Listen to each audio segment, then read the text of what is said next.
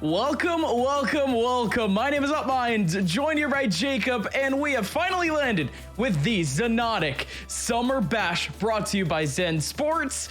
Man, what a day of Xonotic we have ahead of us, because we have some of the better players in the community playing off today, and looks like the action is pretty much ready and raring to go. Jacob, how are you today, my guy? I'm doing great, Upmind. Thanks for asking. I am super excited for this event. You guys know I love Xonotic. It's one of my favorite games to watch. It's just super exciting, super fast paced. There's so much options and creativity that can come from it.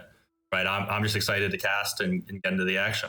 Yeah, I mean, I think for now we're just gonna be vibing until the first game actually starts. But let's just take a look at the bracket first. We already have a massive game ahead of us. Already the fourth game down the line. Champ versus none other than I think it was like Rainbow. Man, full name. Yeah. I know it's Rainbow something. What was it?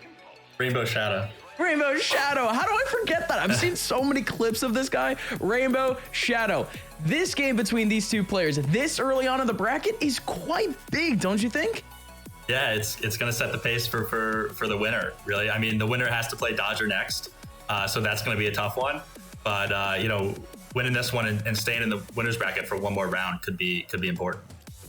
Right, and just looking at the entire bracket, some very familiar faces. Of course, that one matchup alone, you already have Champ and Rainbow facing off against each other. Big one. 0QL versus Dodger, though, that's another big one. That's no easy feat for Dodger to take on. 0QL has been here for a while. You also have Cup on the top left. Otherwise, this does seem like it's going to be relatively light going for the bottom half of the bracket until we get to maybe like the winner semis portion of things.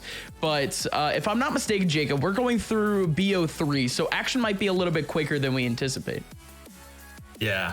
So in the lower side of the bracket, there is one match that really stands out, and it's Kojin versus Smilescythe. Both are really, really good Xonotic players, and it's actually tough to pick which game we want to watch. But Champ and Rainbow, we've seen some crazy close games from them. In our last tournament, actually, Rainbow beat Champ by one elimination, and Champ was basically hounding and chasing him down for the last minute, but couldn't quite get the kill on him. And it was crazy exciting. So hopefully we see more of that. Yeah, see, that's the fun part of Xonotic, right? Where you just have the very last second of games, and it's just that clock going down and down and down. You have to catch up in terms of points. I love seeing players like Champ that can be a little bit more unorthodox in terms of aggression, and then finally kind of that killer instinct comes in at the very end of things. That's when the fun really starts. Let's talk about the tournament in general, though. Jacob, what are the stakes? The stakes are pretty high. So the stakes are $2,500 in the player's cryptocurrency of choice, right? Plus 6 million of Zen Sports own sports tokens, right? Ooh. So not only do they get to choose, right? If they want extra sports, they get extra sports. If they want Bitcoin, they can take Bitcoin. If they want ICX, which is kind of the cryptocurrency that sports are kind of built off of, they can get chosen to pay it. They can get paid in that, but they're also getting sports regardless. Right, so a lot of cool ways to get paid. All of it's right on the Zen Sports app. Right, you can exchange, you can withdraw, you can bet, you can enter esports tournaments, and you can do all of that with your winnings from this tournament. Holy shit! And it's not just the players that are getting in on sports tokens today; it's also the fans. Care to explain, Jacob? Oh yeah. So we're doing a ton of giveaways today. Right, we're giving away 10 sums of 1 million sports tokens. We're giving away, it's a lot. It's a lot. We're giving away 10 $25 Steam gift cards. So should be super exciting. All you got to do to enter those, right? We're starting with the sports token giveaway. So just type !enter and you're entered, and we will draw those kind of throughout the broadcast when we have a chance. We'll be giving you guys reminders throughout the afternoon. !enter is the way to get yourself into some of these giveaways. Again, it's just cash, baby. I mean, if you want a Steam gift card, that's cool too. If you guys want some of them sports tokens so you can spend over on Zen Sports, that also works. But of course, our first matchup being Champ versus Rainbow Shadow should be starting anytime now. Any predictions, Jacob? Any predictions? I don't know. This is just such a close match. I'm so excited for it, honestly.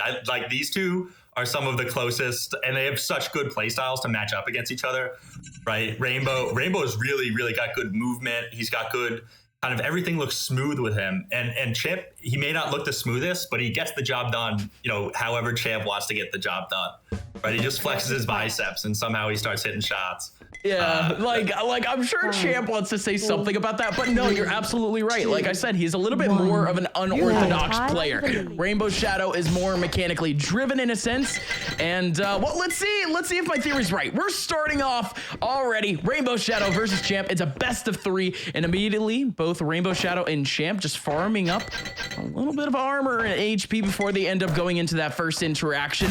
Running it through, we already get ourselves the first little interaction. Jacob.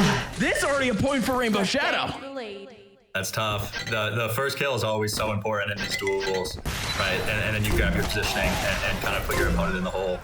Yeah, it starts off that pace, and it seems like Rainbow Shadow's got it too. The HP's already maxed, trying to find a little bit of armor, and it's just the chase at this point, right? It's that homing missile that's just gonna keep chasing, and not only that, but Rainbow Shadow has a little bit of an affiliation to spawn trapping a little bit. He's very much accustomed to it. It's like him and Dodger are really some of the ones that I've seen kind of like with a more fundamental spawn trapping.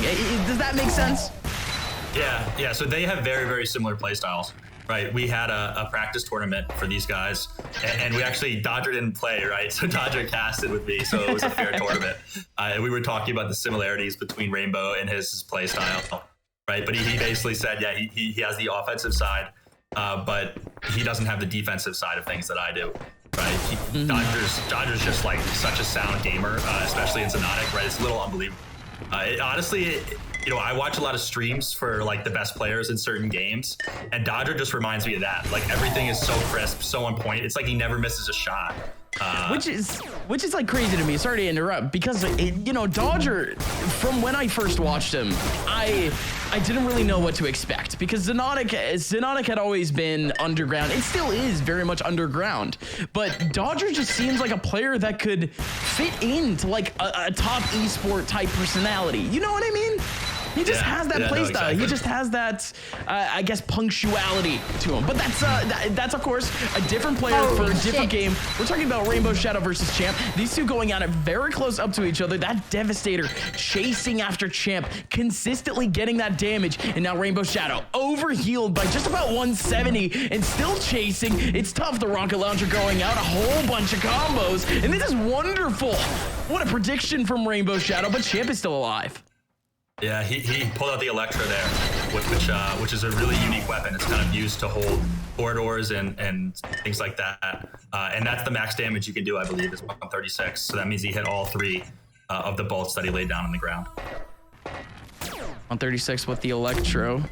And somehow, really, both of these players are still alive. We haven't seen a kill in just about 2 minutes, and this is like that's sort of kind of the antithesis of Xonotic, but I think it's just this map that's kind of allowing these more long-winded interactions, I think. This is a big map, right?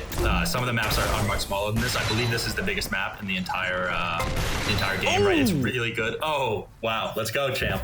Yeah, no, that's big for Champ. Rainbow Shadow getting chased down. He was down to 20 HP, and it was fairly close until Champ, of course, pulling out that Devastator and threading the needle through the hull. Now, this is a 1-point game. This is possible now for Champ. Spots out Rainbow Shadow, still trying to chase. Devastator down the hall, and this is getting fun. Gula stomp right onto Rainbow Shadow, still chasing him. 41 HP taken off, and still following up again and again, and Rainbow Shadow is somehow still alive. Yeah, Champ made a great play to grab the big armor, right? And he's got really good positioning here. He's got a ton of health, a ton of armor, and Rainbow hits a good shot there. Oh, these are some great shots, period, from Champ and Rainbow. Man, just hitting square in the chest, square in the head, and it's crazy to me that these guys just simply aren't dying, but we're not getting the combos that we would that we're very much accustomed to seeing. It's very much just kind of just one-off little battles, one-off hits, chip damage. Yeah, I think they're playing so defensively, right? It's hard to get a combo off them. Oh, this could be it though. Champ up against the ropes, and Rainbow Shadow chokes him out. This is a 3-1 scoreline. Yeah, so Champ had the advantage there for a while, right? He got the mega armor twice in a row, but he wasn't able to grab a kill from that momentum, right? And Rainbow was able to grab mega health and kind of change the pace of the game. That's a crazy thing, right? I think just Rainbow Shadow alone, he's just been farming mega health and just health points in general alongside armor. That really just comes with the that comes with the perks of just being at an advantage just off of spawn, just having a little bit more pace than your opponent. Champ still playing very defensively, and there you go. Like I said, very much farming up both mega health and the mega armor. And Rainbow Shadow goes for it again, and now just trying to chase down Champ. Nice little snipe, taking away 64 HP. Look at Champ's health. He is down to the brink. He is dead. He has to be dead. Close up and personal. Rainbow Shadow finally takes him out of his misery. That was huge from Rainbow Shadow, and he still could go for it again as Champ spawns right in front of him, 5-1 in a blink of an eye. Yeah, that's quick. That's what happens in these duel games, right? Momentum can change, and then you're so ahead of your opponent, right? He gets them again. And this is where players like Rainbow Shadow can really just start to farm Champ up against the ropes. Can't get consistent armor, can't get consistent health. In Rainbow Shadow, he can just start holding W. It's 7-1, Brazil, Germany.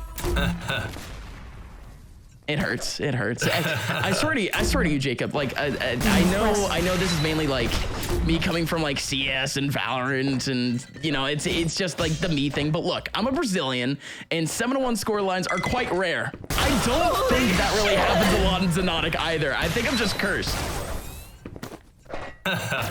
It had to be the Brazil. It had to be something like that.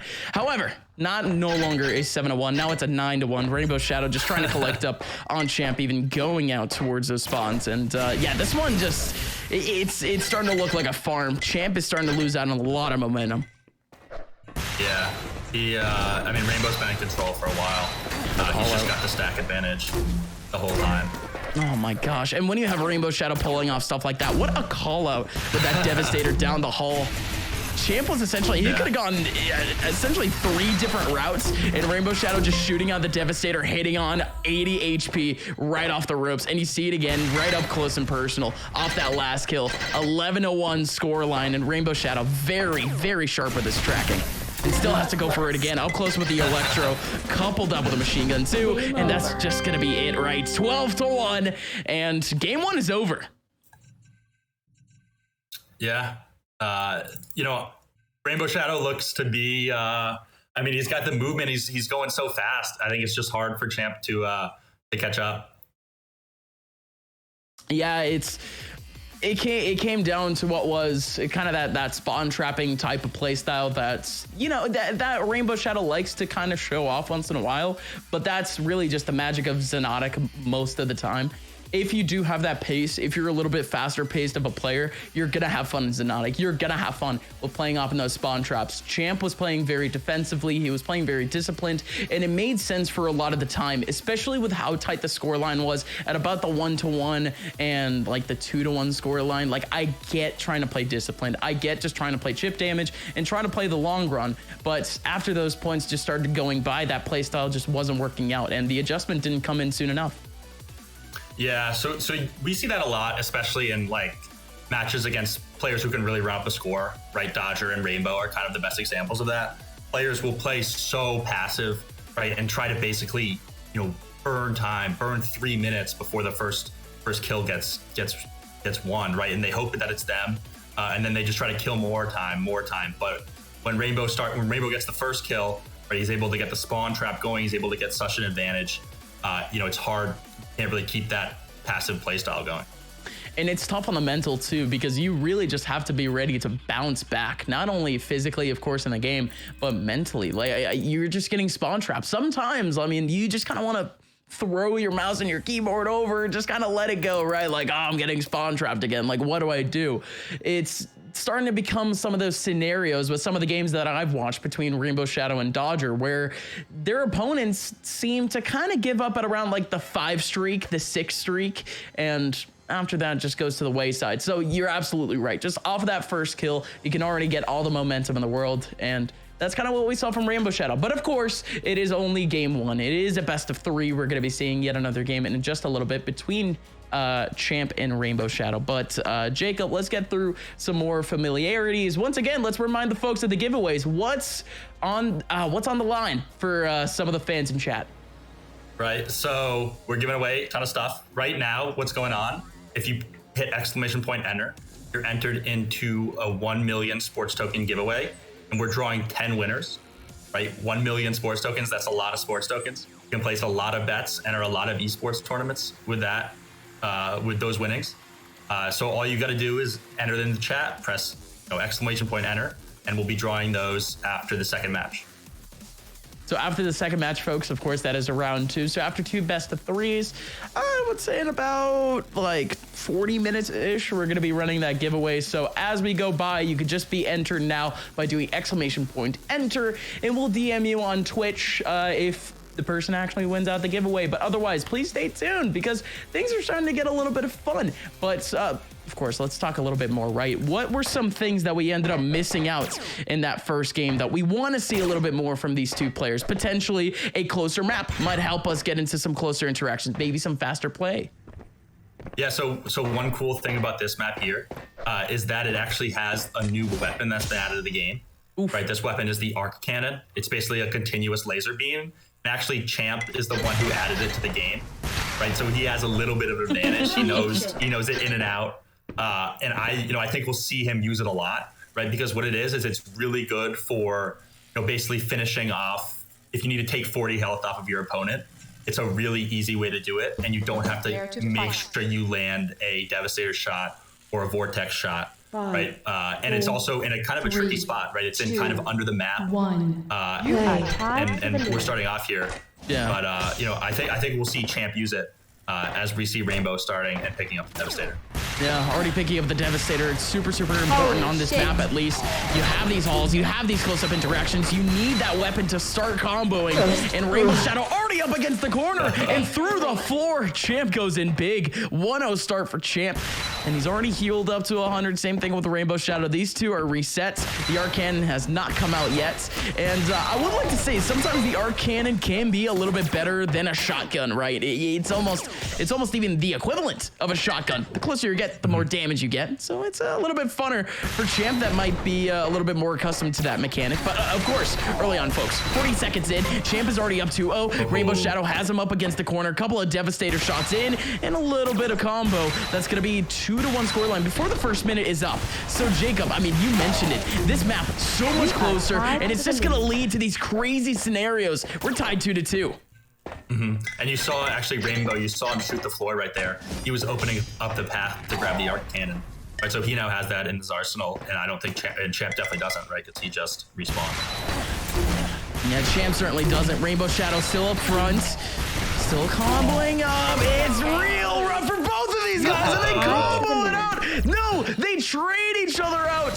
What were the trades even? We saw Devastator out from Rainbow Shadow. Might have been the same from Champ, but it is pure chaos on the server. As immediately when we respawn, folks, Champ ended up getting the kill. It's 4-3. It's his lead.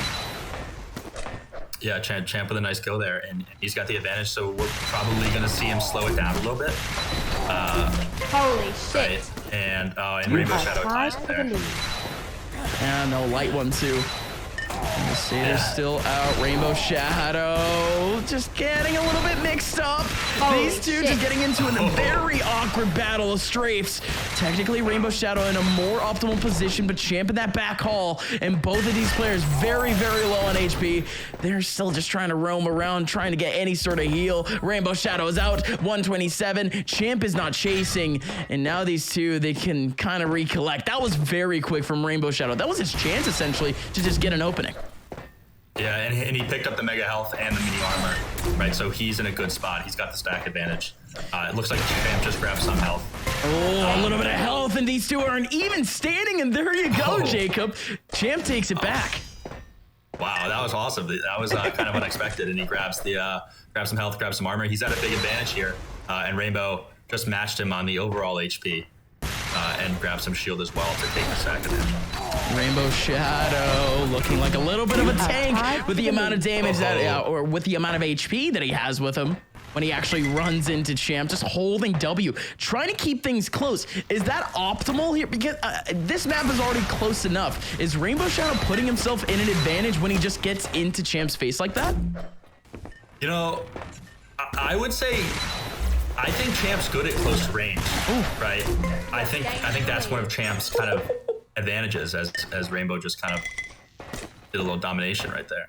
Right, no, almost completely nullifying what you just said. Yeah, Champ good at the close range, but I think Rainbow Shadow just using the element of surprise, getting right in his face. There you go, 50 more HP taken away, but Champ, a very, very solid shot with a Devastator, takes him out. We have a tie score line once again, 6-6. This is way more entertaining. Why don't we just play this map more often? Here we go again, though. Champ up front, and he was already losing out on a whole lot of HP. He had way less HP when he actually went into that interaction. Makes sense that Rainbow Shadow wins it out. 7-6, and they go back again. They run into each other in the back hall, in the back corner. 160 HP on Rainbow. Champ trying to run away, and there is no chance for him to escape. Rainbow Shadow right behind him.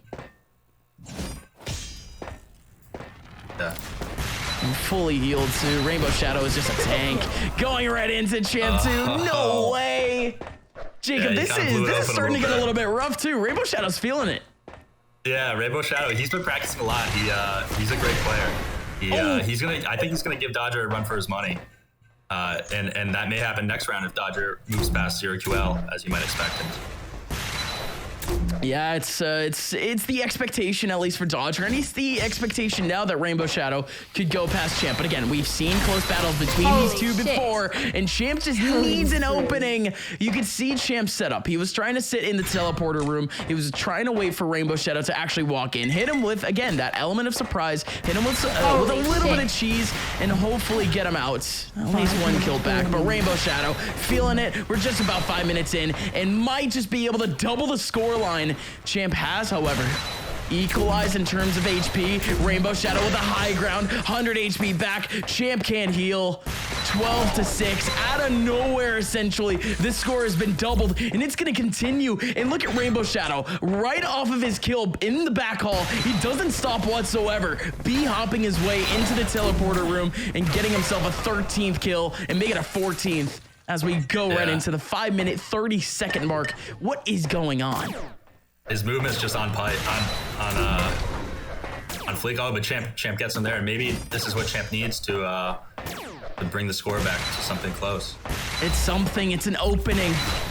Finally, Champ goes in. Look at the redirection. Love it. Goes back into the TP. Goes back again. Just playing around, breaking the ankles of Rainbow Shadow, and it's working now.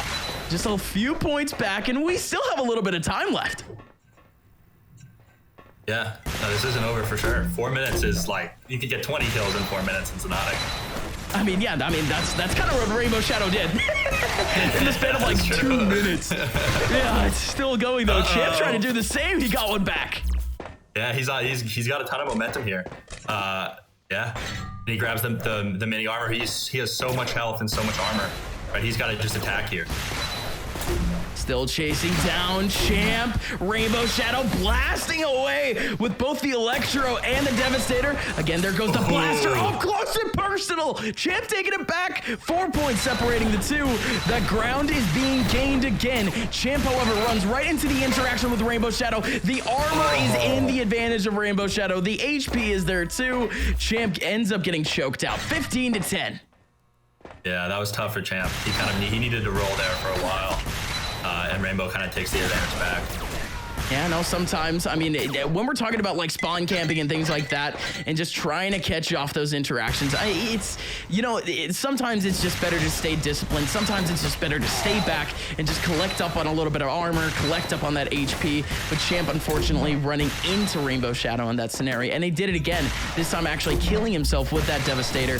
But still, 15-9 up close. Rainbow Shadow trying to chase him down off the TP. Nice change of angle from Champ, trying to hug up in the corner, but Rainbow Shadow pulls off a 180, takes him down, trying to go for it again. It's an open platform. Champ finally takes away the armor of Rainbow Shadow, but 3 kills in a row later, we're at 17-9, potentially make it 18-9. Like a clay pigeon, Champ goes down. Yeah, this is tough. They're using the teleporters so well though. Oh my Rainbow is Rainbow especially. What? Yo, Rainbow Shadow's feeling it, dude. Like, I think this is it. A minute to get 10 kills. Like, it's possible. It really is. Shit. But Rainbow Shadow has positional control. He has map control. He knows where Champ is going. Look at the read. And that is it. 20-9. Champ gets off the FF. And what a game. I mean, what a good warm-up for Rainbow Shadow a little bit, right? Yeah, I mean, he's jumping right into the fire now, as his next match alludes to be against Dodger. I just messaged Dodger to see if he's ready, and if so, we'll hop right into that one. Yeah, we'll see. We'll see if we're ready for that game. So yeah, so that's. I mean, what a game, huh? Because Champ, at times, yes, he does like to get up that momentum, and it's almost like he was trying to change up his play style and actually trying to play a little bit more close quarters. And that's what the map even, you know, it kind of forces him to go more close quarters. But Champ still going way faster, trying to chase out those spawns, really just trying to choke out Rainbow Shadow before he even tries to go for any mega health or mega armor in a sense. But just wasn't enough, right? One kill from Rainbow Shadow at around like I think it was like the 12-9 scoreline, something like that, is really all that was needed to really open up the game. Fun stuff to say the least, but a clean 2-0 regardless. So I think we are going to be going over and watching Dodger versus 0QL in the midway. Okay, so Dodger up 6-0. Is that really a surprise? It's not a surprise at all. I know 0QL is taking a little bit of time away from this game. Reddy's been doing a lot of work. He does a lot of cool editing stuff. We haven't made a video for us for this event actually. Right, he's an awesome editor. Works for a lot of great tournament organizations, stuff like that. And as you can see, we got the Esports billboards in there still. You know, I love that. That's one of my favorite parts about open source games and stuff like that is all the customability of them. Oh wow, oh, hey. 0QL gets a kill there. Hey, 0QL got one back, and it was a long-winded battle, too. Dodger was chasing him down most of the time, but 0QL playing a little bit more defensively might have just worked. And look at this, 0QL up front, getting pressured.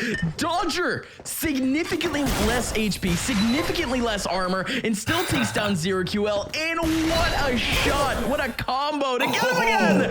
Okay, this is just Dodger doing Dodger things, huh? That was crazy. Jeez. That was so crazy. He just turned all the way around and was just on his forehead. How does he do it? How does he do it? I mean, we're gonna be saying that really a lot throughout today. It's just like, oh, Dodger. It's just like Dodger things like that. But you know, I just find it kind of weird that, you know, 0QL has done so many great things for this community, but you guys kind of congratulate him, or you guys kind of gift him a round 1 match against Dodger. That's a little bit rough, don't you think? Yeah, kind of harsh, but it is what it is. Can't change it. Oh my gosh. So once again, Dodger is going up 12-1 in a flash too. We were at 6-0 when we first joined this game. That was like what, a minute and a half ago? Oh jeez. Yeah. Dodger must be hitting like 70% of his shots. Like, he just doesn't miss shots with the railgun. I just feel like this is like background video just for me and you to like vibe out and just wait up for this next game, because kind of watching Dodger, I kind of just want to sit back on my couch, crack open an age-appropriate beverage, and just watch this guy play this game, man. Yeah, it's awesome. I love it. All too good, all too good. So yes, of course, this is the best of 3 between 0QL and Dodger. The winner of this one facing off against Rainbow Shadow, who just took down Champ. For those that are wondering, you guys are watching the Xonotic Duel Cup. You guys are watching the Summer Bash, brought to you by Zen Sports. Of course, we wanted to give a big thank you to Rocket Jump Zone for producing this event, and thank you to Champ, really, for organizing a couple of things at the back end alongside this version of the game, Jacob, because you mentioned not only the Arc Cannon was introduced, but also Champ did a couple of like quality of life improvements to Xonotic. Yeah, for sure. He did a lot of awesome stuff. I can tell you about some more of them, right? He added some cool sounds, right? The sounds in Xonotic are actually awesome. I love them. And he added some cool voices. some cool sound effects, but he also redid a lot of the weapon models, right? So the machine gun now has a really, really, really cool weapon model. I believe Kojin, who was in the bracket, actually helped out with that. So that's good to see, right? The community kind of coming together and making the game better. I think that's pretty much most of what he added. He added some HUD updates, some stuff like that, really to make it a great competitive duel game, right? As we know it is. Mm-hmm. And it's quite cool to me, walking into a tournament like this, which yes, very highly competitive. Of course, Xonotic is just going to be what it is. It's a duel cup. It's Arena FPS at its finest. But it's fun kind of seeing these competitors, these guys who, without a name, without a face, would just be good players at Xonotic, but these guys are super, super helpful with the community, not only in just, of course, being around for the tournaments, but also helping out with graphics, helping out with the game itself. That to me is just, that's crazy. That's not something that you would expect from, a smaller esport. It's cool to watch. Yeah, no, I love it. It's a great community to be a part of. I'm super glad we found it a year ago and are continuing to host tournaments because I love it. It's awesome. I really like Xonotic. Yeah, no, I'll say this straight up because day one, I think the very first tournament that you guys held for Xonotic, I was here and man, I said straight up on stream. I think it's a quote if I can remember it right.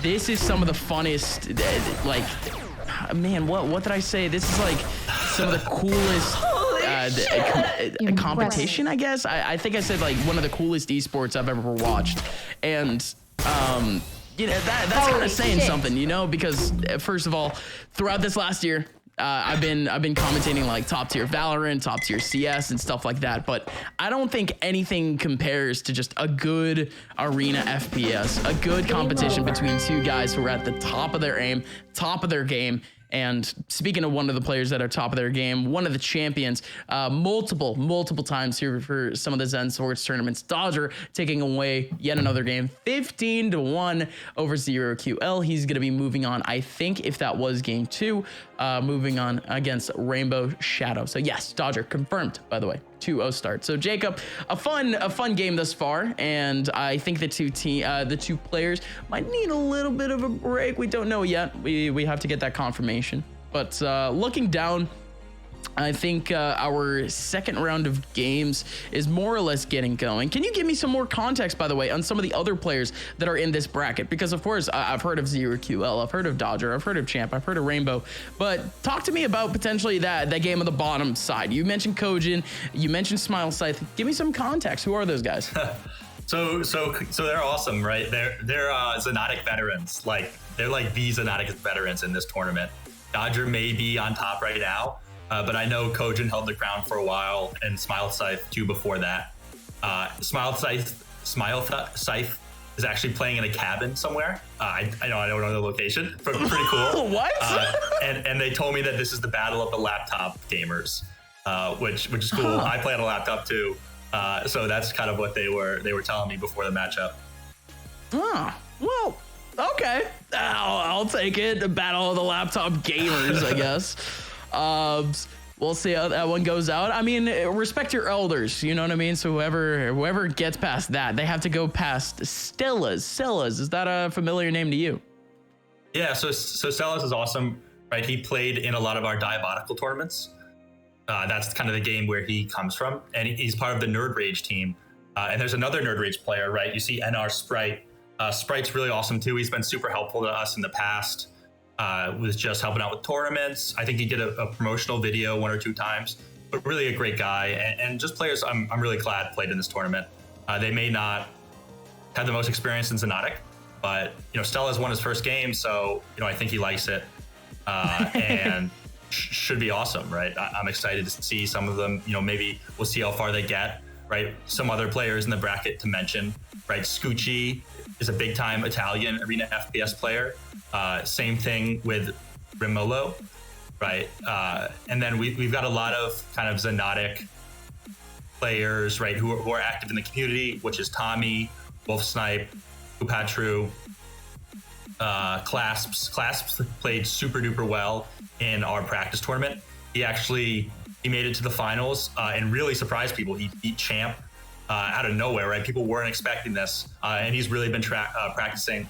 I've been talking to him on Discord throughout the week, and really excited to see what he can do in this tournament, right?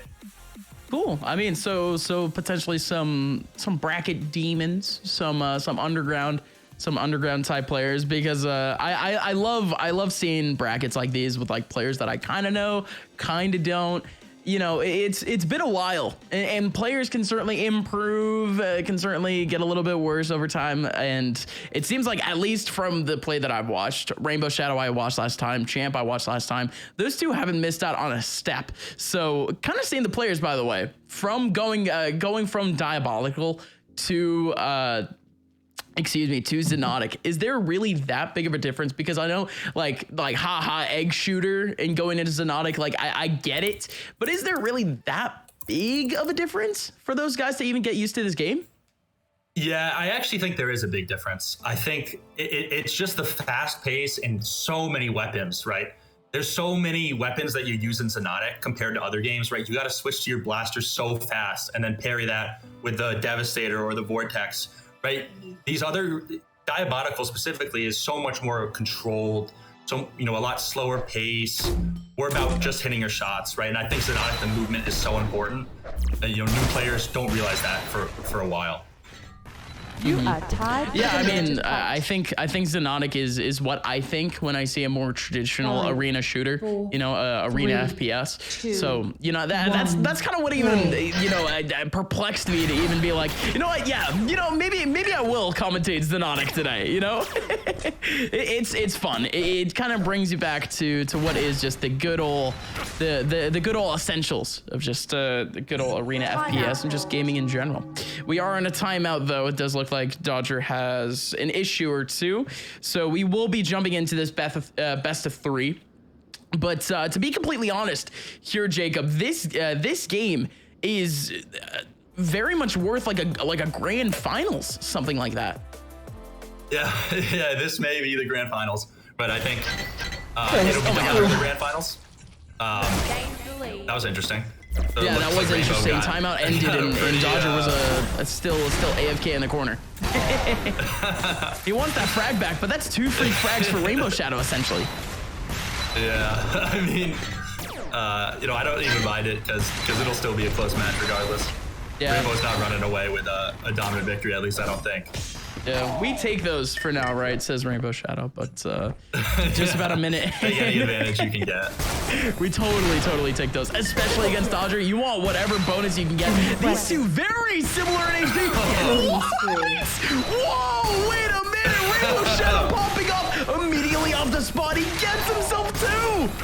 Okay, this is where gonna start going off. Oh my gosh. This is where Rainbow Shadow thrives, right?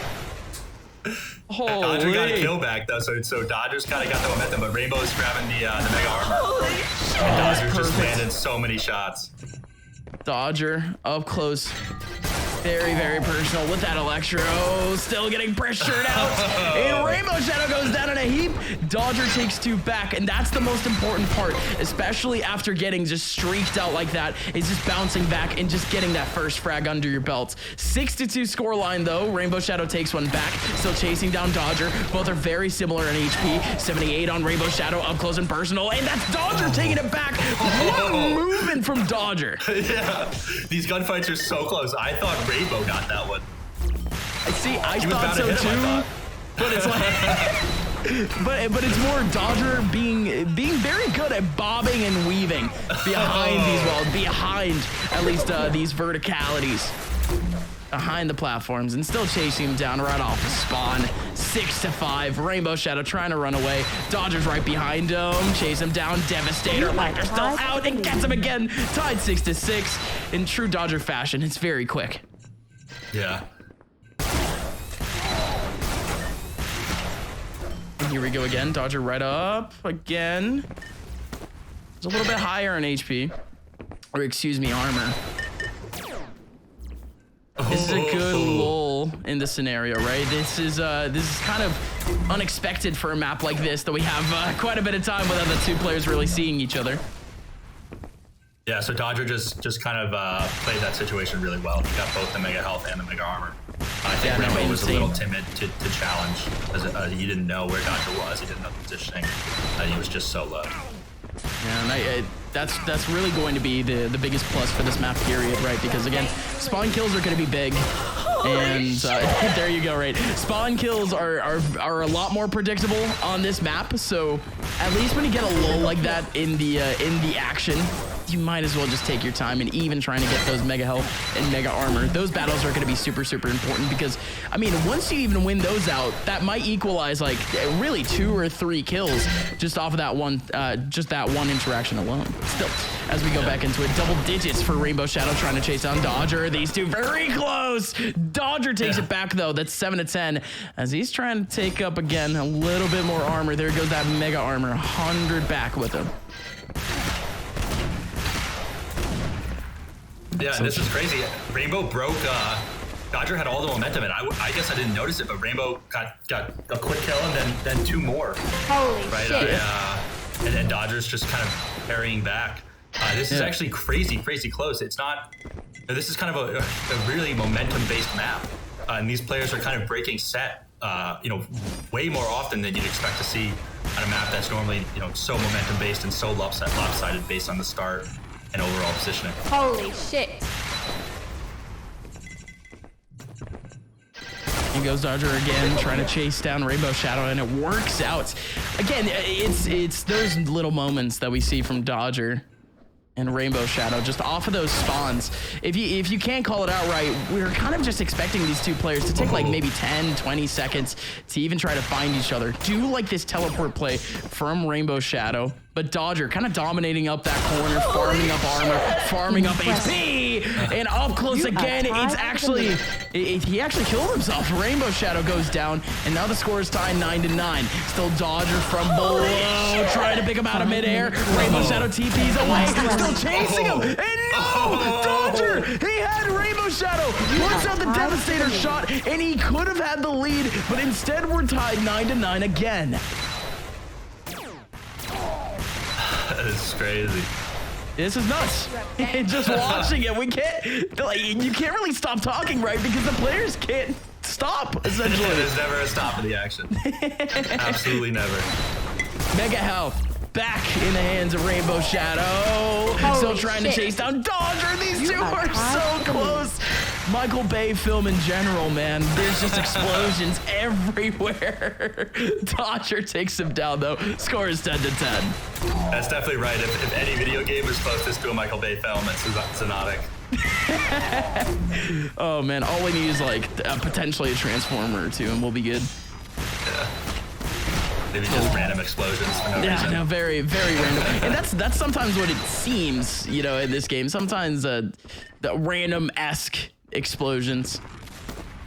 That's really just these two players just trying to throw out as much util as possible, as many shots as possible around the corner, trying to predict where these spawns are, where they even are, and it's working out. Dodger gets himself an 11th. Still just trying to collect up a little bit of armor. He TPs away. Rainbow Shadow, same thing, dropping down to the second platform. 74 HP back on Dodger. Both are up close. The Electro, the Blaster alongside. Dodger just trying to get up with that armor, and that armor is super, super important for him. Now he can go back and try to fight up Rainbow Shadow, who is down to a sliver of HP, and off to spawn. It's easy for Dodger. Too easy for him, in fact. 13 to 10, 2 kills, very quick succession. Yeah, Rainbow needs a break here. He needs to break set. He needs to get a kill and then get a spawn trap going. Dodger going by. B hopping away, using up that blaster alongside the Devastator. Goes right through the window too. Oh my god. It just looks cool, just threading the needle through.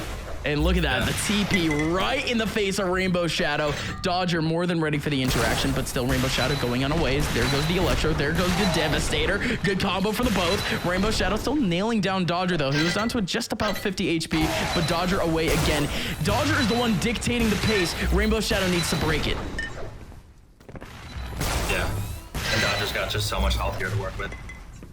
And the Mega Armor just spawned. We'll see who can grab it. Holy shit. Dodger, looks like Dodger is. Oh my gosh. There you go, Dodger We mentioned that Rainbow Shadow has to break things, but Dodger just keeps the momentum going with a massive kill.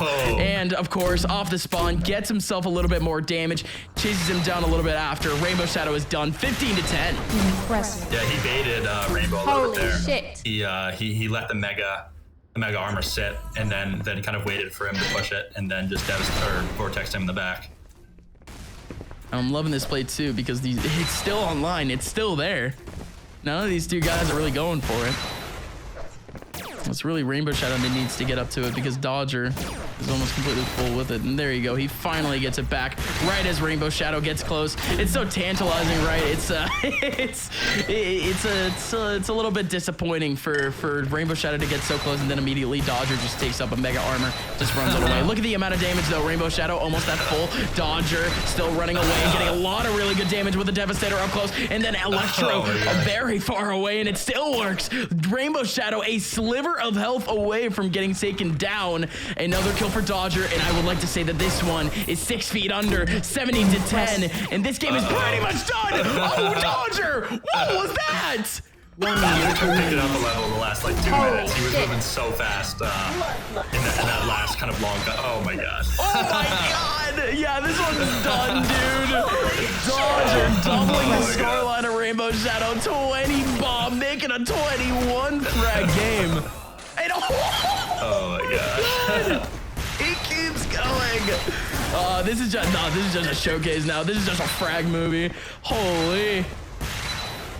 This one's up. Let's talk about game 2. Holy shit. Oh, the game's it's still not done though. Dodger just wants to keep going up.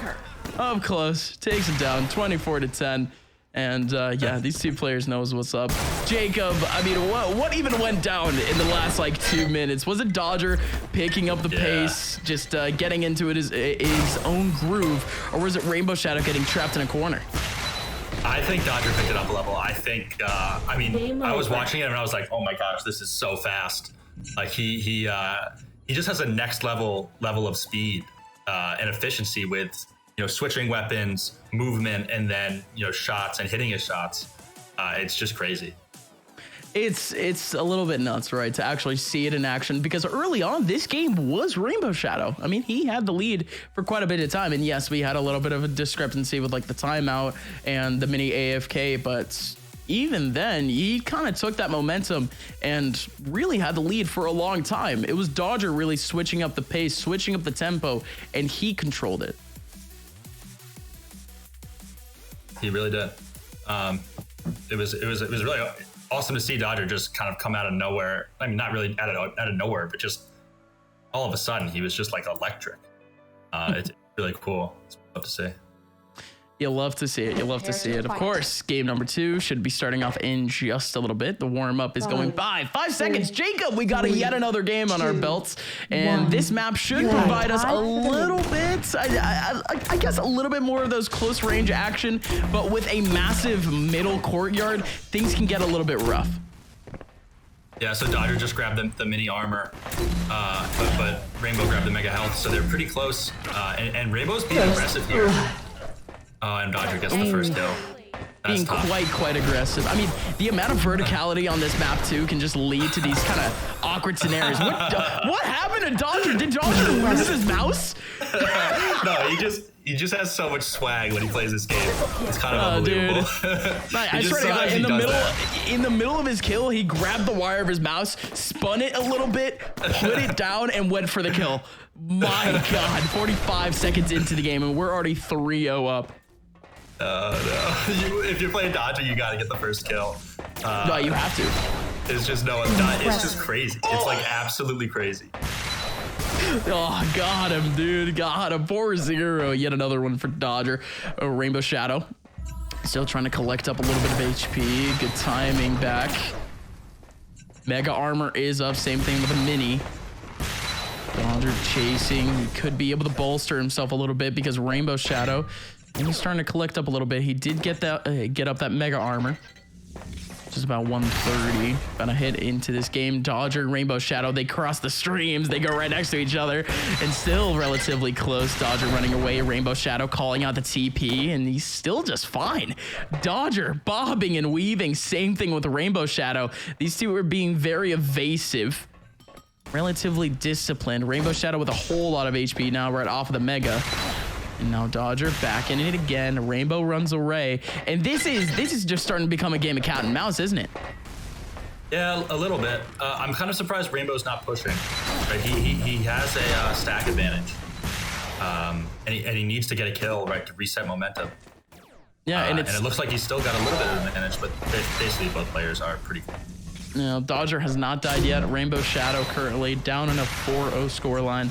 And no, absolutely. I mean, this would be the scenario where Rainbow Shadow would have to push, because Dodger, he's not exactly content with only a 4-point lead, but I think he'll take it. You know, he'll wait. He doesn't exactly want to push the scenario either. If Rainbow Shadow doesn't want to approach, Dodger can just take full control of the map and just roam. Yeah, he really can, and that's something that he's so good at, is just playing smart, right? He plays to win. He doesn't play. He doesn't play for the crazy frags. He just happens to get them basically every kill. And look at that, Dodger gets his damage in, backs out immediately, and just goes for a little bit of a mega health. My God, it's happening again. Rainbow Shadow currently on the 2nd level. Dodger trying to chase.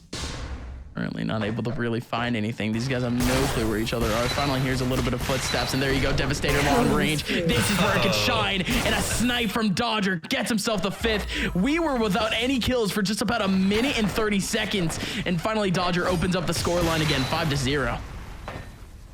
Oh yeah. It could just keep... It just keeps going, right? Dodger taking him down up close and personal. Yeah, that's a little bit nuts, huh? That was crazy.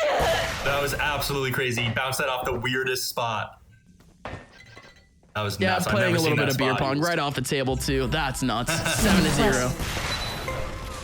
And he's still going. That's 8-0. It's just starting to spill over a little bit too. And the point and click adventure game, it's happening.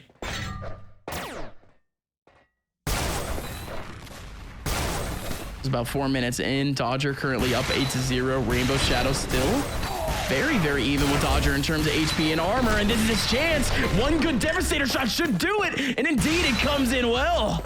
8-1, and now Rainbow Shadow gets one back, gets the mega health, and has to keep going. But no, Dodger shuts it down. Who else but Dodger to shut down momentum like that in an instant? Yeah. That's something he was telling me about, actually, is using the Vortex as a defensive weapon. He says basically nobody else does it, but it's a huge, huge, huge part of his playstyle. And one other thing that he harped on a ton during the practice tournament, and just, you know, me talking with him in general, is the timing between the mega health, the mega armor, right? And really being able to time your pushes, right? And being able to kind of get the timing locked in your head. And he says it's not necessarily, like, what's more important is the relationship of the timing between the certain health spawns, right? So that you can time your route really well. You know, memorizing, oh my gosh, that was just nuts. He barely saw a pixel and he got that. I know. One thing I love is that the players are such bright colors, right? I actually find it super hard to see people when I play games, but you know, unless you're completely colorblind, you're not having that problem. So. Yeah, I see it. It's cool at least to get a little bit brighter of a color palette. But these maps certainly help, right? These are quite dark maps with like neon green in the back too. Yeah. It's well, Rainbow Shadow, he's gonna need all the help. He's gonna need all the visual aid in the world to try to help him out against Dodger, because it's working out for now. He ended up getting a big kill back. There goes the mortar, a couple of shots back, Electro in, Blaster to try to move away, and Rainbow Shadow is still trying to go for this. He is significantly lower than HP than Dodger in terms of HP, but finally runs away. 60 in, Dodger still running away, and Dodger is back to dictating that pace again. He has that mega health, or I'm sorry, he did get that mega health. He did get that mega armor, and well, Dodger is just he's just schmooving a little bit, making his way around, going for a mid-afternoon stroll, waiting up for Rainbow Shadow, taking him down to like 10 HP and chasing him down to the depths. 11-2, and we might just get a 10-point gap between these two guys. Yeah, I think we likely will by the end of this. Impressive. And we got it. 10-point gap, double digits. Dodger up on Rainbow Shadow, and again, I had said before that this is like a grand finals worthy type of matchup, but Dodger is just making it seem like he's on a completely different league.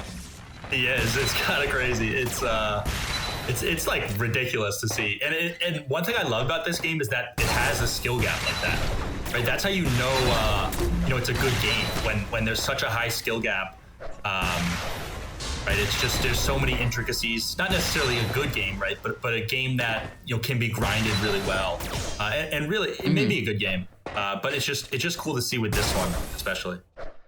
And it's kind of funny you say that, because not a lot of people want to commit themselves to Xonotic, because it's simply not like one of the popular esports, or it's not an esport with a lot of support, you know what I mean? So with a lot of these players, certainly practice and commitment is going to be a little bit of an issue, and we kind of see that with some of these players just playing with a variety of Arena FPS. With Xonotic coming back to basics, and it's players like Dodger and Rainbow Shadow that continue to come back for these tournaments, that keep making them entertaining, and Dodger is just doing it again to Rainbow Shadow up close and personal. The last kill was a little bit farther away, to say the least. Just about 2 minutes left here in game number 2. The score is currently 1-0 for Dodger, and it's certainly about to be 2-0. He's about to move on to round number 3. Oh. Yeah, he is. We'll see if Rainbow GGs or plays out the whole game as Dodger. Yeah, it seems like a GG. What was that shot for the 16th kill, dude? And he's still going, getting up that mega armor, and he's still rolling. Look how fast Dodger is going, dude. He immediately caught up some momentum, using up that blaster up against the wall, and now he has Rainbow Shadow stuck up in a corner. He was trying to get up that mega armor, and I think finally it's the GG. 17-2 for game number 2. Dodger moves on to round 3. Rainbow Shadow down into losers, and we're already starting to see the bracket starting to kind of formulate a little bit. We already have Smile Scythe moving on to round number 3 too. Wow, that's interesting, right? Smile Scythe is, as we mentioned, he's one of the 2 laptop players, and it looks like he won the battle of the laptop players. He won not only the battle of the laptop players, but he also beat Stella's, which is quite fun, because look, I was just trying to make conversation when I said that, is there a big difference between Diabolical and Xonotic? Of course there is. Of course there's a big difference between the 2 games, but of course it's still that basic Arena FPS. You would expect Stella's to still stay on top of things, but still Smile Scythe, man behind the laptop, gets it done. So he moves on to round 3. He's alongside Dodger. Dodger, of course, on the other side of the bracket. We're still waiting for clasps, and still that first game up, it's Tommy and Scoochie. Still for now, though, I think we have the giveaway being ran in chat in just a little bit. So folks, get those last few exclamation point enters in. We're running those million sports token giveaways in just a little bit in chat, so be ready for that. We are going to go into a little break, though, as we start getting ready for winter semis. My name is Upmind, joined here by Jacob. We'll be back in just a little bit with some more Summer Bash.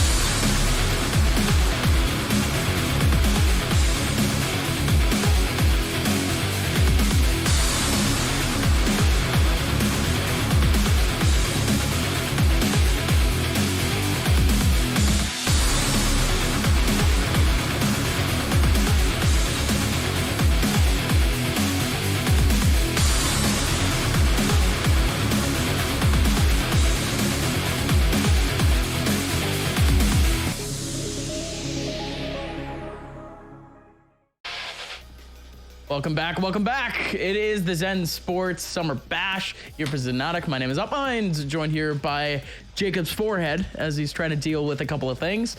We are getting into game number 3 as, yeah, of course, I think good old semifinals is it expected that we're seeing Dodger and Tommy? Is that the matchup we're looking at? No, Dodger and Scoochie. Scoochie won that battle. Are we seeing those two, or are we seeing Clasps and Smile Scythe? Oh, gotcha.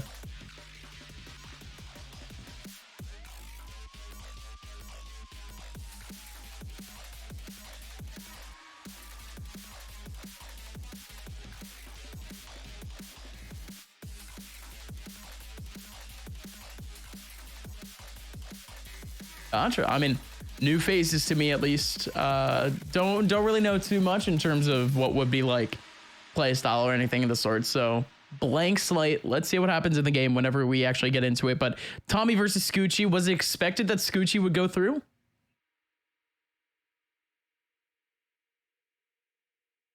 Gotcha. So would you actually have expected Tommy to go through? Because again, I haven't watched either one of the two. You introduced Scoochie. I just like Scoochie, like because of the just how Italian the name is. But it's it's more, you know, was there actual seeding going on, or an upset actually happened there?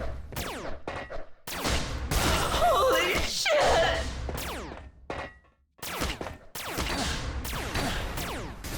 Oh, gotcha. So looks like you're actually I don't think the audience can hear you, but I can hear him just fine, folks. So what I'm hearing is that yes, a little bit of an upset, like 50-50-ish. But yes, we are waiting, of course. 3 seconds remaining now as we are about to get into a best of 3 between Smile Scythe and Clasps to open up winners semifinals. This is already worth a spot in the top 4 of this entire tournament, folks. And this is already starting to get a little bit fun. Smile Scythe following up on Clasps, going right through the TP. And now this is just a long-winded battle of the Devastator, huh? This is kind of where Smile Scythe and Clasps can just play ring around the rosy around the around the pillar, but somehow Clasps comes out of that alive. Not a singular kill goes by. Yeah, is my mic back working? Let's go. All Perfect. Right. I'm not the best at computer technicalities, that is for sure. You are using a laptop and a headset microphone. We get it. You're good.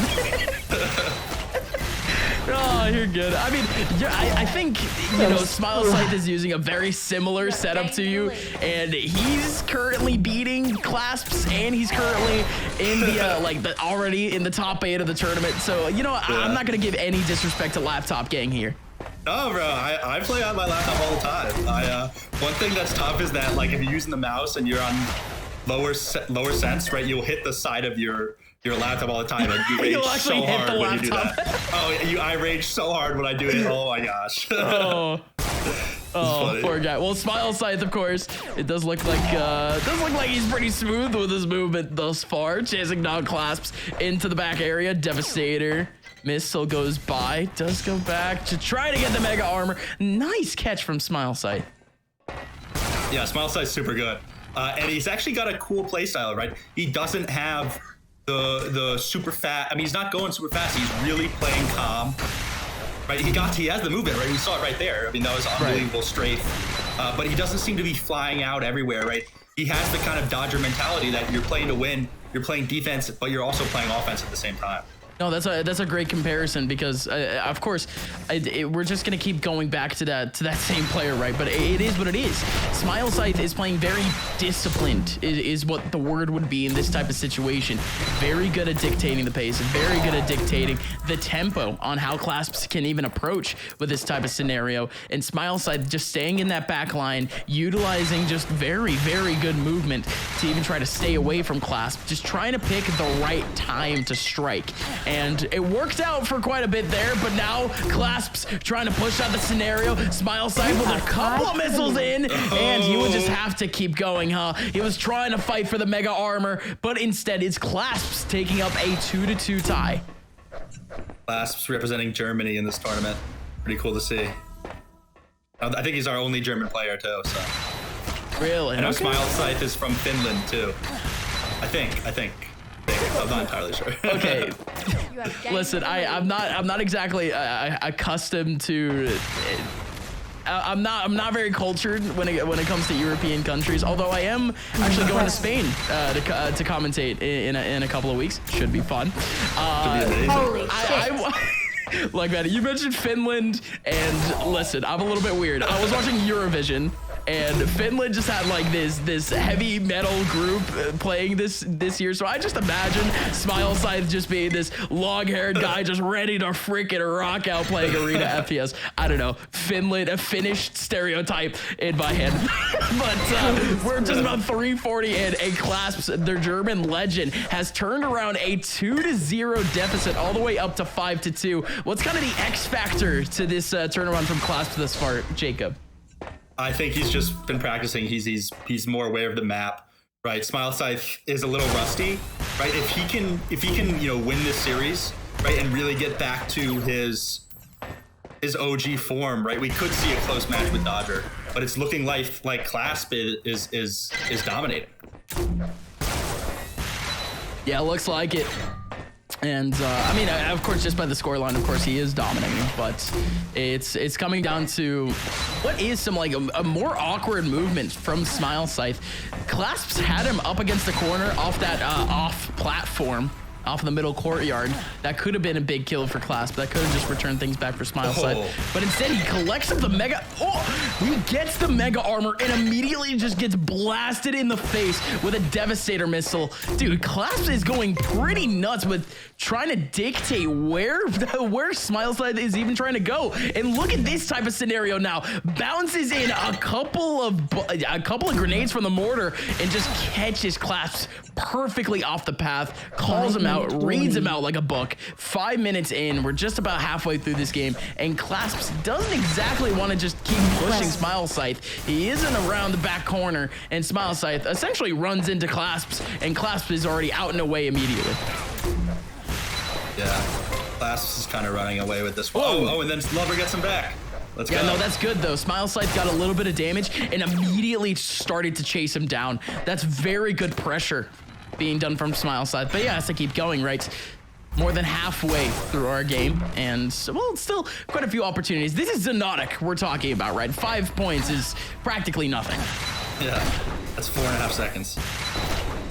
That's 4.5 seconds to try to take up those 5 kills. Yeah, if all is aligned, if your Devastator shots are aligned alongside a couple of mortars and your Electros, you can get a couple of nice combos off the spawn kills. Yeah, I mean, this game could be tied in very much Flash, but this game could also be extended in just the same amount of time. Look at Smile Scythe at the moment, super low on HP. He was down to single digits. He was down to 8 HP. And he was waiting for that mega health, and he finally gets it back. Jacob, that's a big win for Smile Scythe there. Impressive. Yeah, he's taken back a little bit of control, and he grabs the mini armor too. Didn't get a ton of benefit from it, but at least he stops Clasp from picking it up. And look at Smile Scythe as Clasp essentially falls right into his path, and he's able to take away so much damage from him, but Clasp is somehow still alive. One would do it, Smile Scythe, please, one! Oh my word! These two players are pretty much dead, and Smile Scythe stays alive. Smile Scythe, that was almost a hard choke, but he's still alive. He has 100 armor. He can just keep going. Mid-air, trying to combo up with a blaster. Electro goes out too. What is going on? 7-4 scoreline. Smile Scythe still alive by the skin of his teeth, and now he's waiting for that mega. I think that mega health, if I'm not mistaken. Just about 2 seconds left into it. He has to get it, and he finally got it back. But right when he gets it, no, he doesn't even get it. Smile Scythe goes down immediately, and now Clasp can just continue to combo 2 kills in a row from Clasps and Smile Scythe. To think about this, Jacob, he was within pixels. He was within frames of getting that mega health. If Smile Scythe got that mega health, we would still be at a 7-4 scoreline, if not 7-5. But instead, the score gets extended by Clasps, and this game just might be over soon as Smile Scythe can't pick it up. Smile Scythe just grabbed a kill. He hit like 3 vortex shots out of nowhere and didn't take any damage. He, as I was mentioning, right, how Dodger was talking about, right? You don't need to rush after you hit a vortex shot. Oh, and then I think Clasp just killed himself. Yeah. Yeah, unfortunate for Clasps, but very fortunate for Smile Sight. I was mentioning how things were looking rough for Smile Sight, but he's just fine. Look at this now. One more blast would do it. Chasing him down with the Devastator, and finally gets him with a mortar. 8-6, 2 points separate these two, and we're going down to the brink. This is the action that we finally wanted. This is what we've been needing. Just close combat. Frags going back and forth. 8-6, 2 points separating the two. Just about a minute and a half. Smile Sight trying to chase down Clasp. He's getting desperate. He's trying to get a little bit frisky with it. Midair takes him down. And it was a long battle just in that back corner. 8-7, 1 point separating the two. That was nuts, Jacob. Yeah, and Smile Sight's got low health when he grabs the Mega Armor, so that's huge. You needed to buy some time there, right, so we could grab that. But now he's, in such a dominant position again. Yeah, good patience, but look out for the HP. Clasp is down to the brink, and there it is. Tied scoreline 8-8, and Smile Sight continuing. Can he get the lead? Has him stuck up in the corner. Taking him down like a clay pigeon. 9-8. Smile Sight has the lead, and now he can keep moving. Clasps up on the top level. Smile Sight gets the Mega Health a little bit earlier, too. Mega Armor is live. 35 seconds left. Clasps, this could be the nail in the coffin. 2 points up for Smile Sight. 10-8, and now Clasps up against the corner, blasting a couple of missiles from the Devastator, but can't do anything with it. Smile Sight is at 100. He's all just fine. 15 seconds left. Clasps needs a miracle. He needs a prayer. Smile Sight is so low. Gets him. 10 seconds left. 8 seconds left. Clasps trying to go for it. Barely has any HP. Trying to find him. Oh, close. Election goes out. Devastator in. 10. The clock hits 10. Are you kidding me? 10-9. Smile Sight brings it back, and Clasps, he was close, but way too late into the game for him to get some kills. Smile Sight stayed perfect for just about 3 minutes there and made game one his. Wow. Yeah, that was epic. That is exactly what we came here to see. I'm glad we got Smile Sight in there, and I'm glad Clasp has been practicing, because this round 2 is going to be epic as well. Yeah, no, we still have a game 2, right? So we go through a full 10-minute game. I think that's actually the first full game that we've seen, because we've just seen GGs across the board. This one, though, this is going to be fun. We have finally proven that we actually have two very, very close competitors to one another, and very similar play styles, I would like to think, Jacob. Yeah. Clasp is kind of, neutral. He kind of does everything pretty well. He's pretty sound mechanically. But Islin's kind of got that out of nowhere. He can just take over. It doesn't happen all the time, but I think Islin kind of has more Xonotic knowledge and just understanding of everything, given he's kind of a veteran of the game. And there you go. I mean, Smile Scythe, aka Islin, going down early on. Is it preferred that I call him Islin instead? Because Smile Scythe, yes, it is his in-game name, but he uses Islin a lot more. Yeah, so I actually messed that up. I thought forever that they're the same guy, but no, his name is Smile Scythe. Okay, so it's just Smile Scythe. It's not actually Islin. It's not like his Smurf or anything. It's because the reason is because Islin's name is Lover Islin as well. Right, and this is Lover Smile Scythe, so I get him confused. Oh, like a clan tag or something. Okay, cool. Just about 50 seconds into the game. It's all G though for Clasps. Smile Scythe just getting pressured out. Just about 15 HP on Clasp. It does catch up a little bit of a mini health, so not exactly all that bad. He can just play a little bit of time as he blasts in a couple of shots. Yeah, it's all good though, because this map is way bigger than usual, Jacob. Yeah, this is a bigger one of the maps. This is Fuse, and I really like where the mega health spawns. Right, it's kind of just creates a lot of cool fights, a lot of cool rocket jumps to get there, and blaster jumps as well as he zooms past the Zen Sports banner. Zooms past a couple of them. Yeah, wow, there's quite a few of those. Those are pretty cool. Yeah. Wait, who did those again? It was open, right? Say it again. Who actually implemented the banners into the game? It was open, right? So it was a guy named Mirio about a year ago. Oh, Mirio! I remember Mirio. Yeah. Yeah, Mirio played in the finals in the last tournament. He made it all the way to the finals. Is he not playing this time then? No, he's not playing. I don't know what guy. He did send me the game or the map files again. Awesome. And Clasp is out to an early lead again.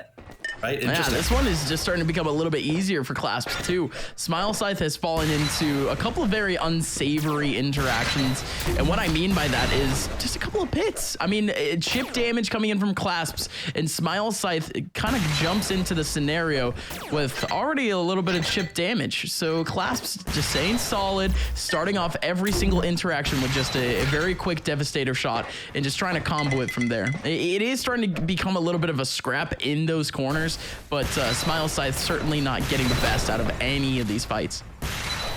Yeah, and just to make the announcement clear, we're going to be announcing the winners of the sports token giveaway right after this game. And a new giveaway has actually started in the chat, right? So if you enter the sports token giveaway, you can join the Steam gift card giveaway, which is awesome as well, right? You know, everybody likes Steam. Everyone likes Steam games. Everyone likes some Steam cards. Whether you're actually gonna get games or just buy CS skins or something, like it is what it is. It's there. It's an offer, folks. Of course, I think also the list of giveaway winners was in chat a little bit earlier, but we'll officially announce them in just a little bit. Going back into the game though, it's Smile Scythe catching up on the Mega Health, getting himself just about 180, still 42 scoreline. And Smile Scythe got one back. This is a big opportunity for him. He has Clasps down into connector, and he's down and away. It's not exactly the best of scenarios for Clasps, but good escape from him to say the least. Yeah, Clasps is he's playing super well here. He's super disciplined, just trying to stay off onto his own Smile Scythe. He's also doing the same thing, but it's more patience to try to trap his opponent. But look at Smile Scythe. What a massive shot off the Electro. Mid-air comboing off the Devastator shot off the wall too. Clasp is down to really low HP though, getting chased down by Smile Scythe. Both of them just choking at each other. Couple of shots in for the mortar. Clasp still chasing. There you go. One lone shot would have done it for really either one of these guys, and it's Clasp to bank it off the wall. Yeah, so that's what I was talking about with the arc cannon, right? There's no arc cannon on this map, I don't believe, right? So if you need to hit one last shot, it's kind of hard. But you got to hit a Devastator or a Vortex, right? And those are high damage weapons that you may not be the most accurate with if you're trying to do a small amount of damage. So we see a lot of fights like that. Oh, that was pretty good direct impact, where the last shot, just someone needs to hit it, and it doesn't really matter how much health they have relative to one. Yeah, the Vortex is starting to become a little bit more important. Especially in this type of game, right? It's more long-range interaction, and also you mentioned the usage of it as a more defensive weapon, and it almost makes sense, right? You have a little bit to charge, and really some of these players walking right into each other. It's starting to get a little bit rough. It's starting to get a little rough. These two players are playing more cat and mouse. They're playing a little bit more ring around the rosy, but it is what it is, really, because Smile Scythe, he could just play a little bit of time and just wait to take down Clasp, and it works out. Look at that last shot, too. Clasp was super low in HP. Smile Scythe catching up on the spawn. 6-4, could make it 6-5 if he can collect potentially one more shot in. Smile Scythe bides his time, gets himself a mini armor to go, too. Nah, I like that. I like that from Smile Scythe. Just going away, staying disciplined, just trying to collect up on HP, just trying to make him as chunky as possible before he even catches up with Clasps. Every time that Clasp looks at him, he's at a different point of HP. Yeah, and it's getting a little closer, right? This is kind of what we saw last game, right? Clasp takes the early lead and then realizes he's got to turn it on, and then now he's just killed him 3 times in a row. And that's great. That's great for Smile Scythe. He's in the middle of the lava, though, taking a little bit of chip damage, but he's all just fine. 1 point separating the two, and this is the drama that we wanted, folks. Finally, in comes that Devastator shot from Smile Scythe. Not going to be able to catch him off in the lower connector. Yeah, and what I love about this game is you can just feel the intensity growing, right? They move faster, right? It's intense right now. They're looking everywhere. They need to check every spot. It's just good to see. I love it. Oh, I love this from Smile Scythe. Just Holy waiting up for the shit. audio cue, waiting up for the footsteps, but Clasps, although he was the one that ended up getting pounced on, it was Clasps that ends up getting the kill in the end, 7-5. And Smile Scythe might just go down. These two players are so low in HP, no way! A random shot from Clasps, but it hits right on target. 8-5. Clasp up against the corner. He's down to 11 HP. Smile Scythe is low too, and these two players are out and away. That was a big chance for Smile Scythe, but he had to stay safe too. Yeah. We're gonna see more action like that where caution is just gonna get thrown into the wind. We're down to the 3-minute warning. Jacob, this is where Smile Scythe really started to pump up in the last game. Yeah, it is. Yeah, exactly about this mark. He kind of went on a tear, but Clasps, he's holding off on this one. So, I mean, I'm okay with that. I love round 3s. Game 3s are always fun, no matter what esport you watch. And Xonotic, it just gets a little bit crazier too, because there is really no telling what kind of what the momentum is really like. Clasp is looking great here in game 2, but Smile Scythe just has that X factor, that element of potentially just a clutch factor to him, potentially ice in his veins. Folks, we're talking about game 3. This game isn't done. It's 10-7. Just about 2 minutes left, and Smile Scythe gets himself 2 kills in very, very quick succession. And now in we go. He has more than enough HP to try to get at him. And now still just trying to chase down Clasps. He goes through the TP. Clasp is right below him. Smile Scythe collecting up more points of armor. He's just becoming this juggernaut, essentially. He does get caught off by Clasps, but he gets a little bit of damage back too. 1 minute 30 left on the clock. Smile Scythe still waiting up. Pretty much everything is around. The mini health, the mega health, and the armor is still around. They're all online, and Clasps, oh my, Clasp, great timing.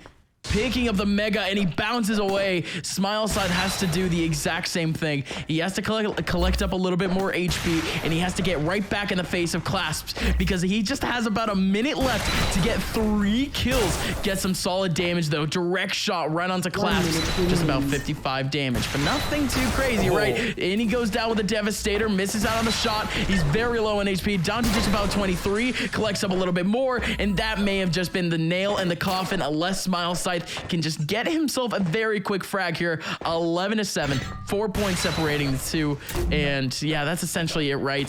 40 seconds. Smile Scythe just trying to bounce in a couple of mortar grenades. Not able to find him. This is great time management from Clasps too. Yeah, Clasps is playing smart here. Yeah, that's it. Just playing defensive into the most moves. And he called for an end match. Game over. So calling for GG, game 2 goes by. Game 3, we made it here, Jacob. Was this an expectation at all between these two guys? Yeah, I would say. I mean, after watching the practice match, yeah, I would say I expected a close series, right? I didn't know that much, but right, I know the reputation of Smile Scythe, and I know how well Clasp has been playing. So a map 3 is awesome, right? And really quickly, I'm just going to read the winners of our sports token giveaway. Right, so I can read most of these names. There's one that I can't. So if you know that you're that name, go ahead and feel good about yourself. Right, we've got Satan Boris, we've got Midnight Treat, we've got Lawbreakers, we've got Nuanced Agony, we've got the one that I have to skip, we've got Sprite, we've got Life After Death, we've got Zero the Hero, we've got Thanks for the Follow, and then we got Stellagio. So message me on Discord, guys. You should be able to find that. It's Kanye Shrey's number 1980. And I'll get you hooked up with sports tokens on the Zen Sports app. 1 million sports tokens going around, so that's huge. But the other giveaway is still going by, folks. Again, do !enter to get yourself entered into the $25 Steam gift card giveaway. That is 10 lucky winners taking away that one. Should be a fun time. But again, game 3 being set up at the moment. This is for a spot in winners finals. And is this what's kind of the expectation for the map? Because we've gotten 2 fairly long range maps. I feel like these two to kind of break away, to kind of get a little bit of separation. I feel like we need something a little bit closer. And there you go. We finally got it. 2, 1. Let's talk about the map. Let's talk about the map, Jacob. This one's going to be big. Yeah, so we're back on the super big teleporter map, which is a fun one. I was talking to Dodger. I was like, I don't understand the way these teleporters work. It's too much for my brain to handle. I think I don't know either. You see the teleporters, you see the directions, but it takes a certain type of human to kind of be able to actually navigate them during this super chaotic game. Like, I don't get it either. My brain is a little bit smaller than most people's anyways, so it kind of makes sense that people like Dodger, that people like Smile, Scythe, and Clasps can be able to navigate these pretty well. And look at this now. Smile, Scythe going around the corner, getting chased down by Clasp. He's down to pretty low HP. Both of these guys are, and there you go. Close battle leads into close scenarios, and it leads into a double kill. 1-1 now is the scoreline. It's our first kill for both, and it's a trade. Did they just do that again? Did they just both kill themselves? Did they just do that? I got no do we clue. have a replay of the do we possibly have that? No, I don't think we do. It's very, very close, but look, what just happened? Smile, Scythe, and Clasps are just going right at each other's necks, and it just works, right? 2-1 scoreline. Smile, Scythe finally takes one back, and yeah, wow. You love to see it, at least from good old Smile, Scythe, and Clasps, but this is really where things can start to go to the wayside. Smile, Scythe finally picking up himself a third kill, and Clasps now down up against the boards, does get himself that mega health. This should very much help him out. And Smile, Scythe is just trying to chase him down. Devastator down at about the corner. The TP is still up. Would not be surprised if Clasps essentially comes out of nowhere and goes for it. He is staying a little bit more disciplined though. He's on the other side of the map, running on through, dragging away Smile, Scythe into the interaction into the stairwell. And Smile, Scythe, couple of bullets back, a couple of missiles back actually from the Devastator, but no honest hits just yet. Now it's starting to get a little bit slower. This is not exactly what I expected here, Jacob, from this map, but I think it's a good change of pace. I think Smile, Scythe is taking the this whole map advantage a little bit better than I would have expected. Yeah, he doesn't want to lose map 3. He's not letting that happen. Certainly not. We do have to wait up a little bit of time though, because look at Clasp at the moment, playing discipline for sure. Because Clasp just needs one break, and then it's a 1-point game, right? Everyone always says a 2-point lead is the most dangerous lead in sports. Well, you know, it's probably true for esports too. So, right, if Clasp gets one here, which he has the advantage now, he has the health advantage. Maybe not anymore after Island picked up some health, but you know, he needs one, and then he kind of push for the rest of them. Clasp waiting up on the mid side. He is almost literally just waiting. Both of these two guys aren't willing to approach each other whatsoever. This is crazy. I mean, because it's mainly Clasps, right? Because the longer this game goes by, it's just gonna have to be Clasp that has to push eventually. Smile, Scythe in the lead, and Clasp. Okay, there you go. This is what Clasp really wanted either. Just a long range shot, just get himself a little bit of chip damage and finally go into it. And now they're up close. Smile, Scythe winning it out, at least in terms of discipline. He makes his way away immediately. And Smile, Scythe, he is just playing totally cat and mouse. He doesn't want to get up close at all. And there you go. Clasp gets up close. He surprises him through the TP, knocks him around. And with one last shot from the Devastator, that's a 4-1 lead. And he could be able to get up a 5-1 lead. Clasp trying to run away. Smile, Scythe overhealed at just about 140. And Clasp, oh, what a call out! What a call out from Smile, Scythe, collecting up that TP immediately when Clasp go through. That is wonderful. Yeah, that was crazy. Clasp got saved earlier in that fight by a pillar. He would have been 20 health before. Smile, Scythe got him eventually. I totally did, but you know, it's more of a bygone type of thing, right? I mean, you get saved by the bell, we take those, move on into the next. Xonotic is way too fast for you to be able to, it's kind of pause for a second, right? Holy shit. There you go. Wow. Both players get knocked up in the air by Devastators, and they end up still collecting back this final shot. 5-2. Clasps takes one back, but he hasn't exactly utilized that kill to a good advantage in terms of momentum. In fact, it's actually Smile Scythe taking back a mega health and kind of putting himself in a pretty good position for him to just roam around and wait up for Clasps to approach. Yeah. This is crazy. I don't even know who's gonna win because it looks like Smile. Yeah, I think we got a good idea though. The odds certainly in Smile Scythe's favor. 6-2 scoreline as we're already half past this game, and look at the TP now. Smile Scythe calling it out. Calling out if Clasp is either going to go left hall or right hall off the TP back into the stairway. And Clasp still trying to chase. Smile Scythe, good stuff too. And waiting up for all these grenades to try to go on away. They're just stuck on the ground, and Smile Scythe, there you go. Smile Scythe was just waiting up to try to get that mega armor, but because of the amount of grenades on the ground, he runs into them, they blow up, the armor goes away. Very, very smart from Clasp with that trap. Mm-hmm. Yeah, he picked up the mega armor and then he had 6 armor all of a sudden. I was like, what?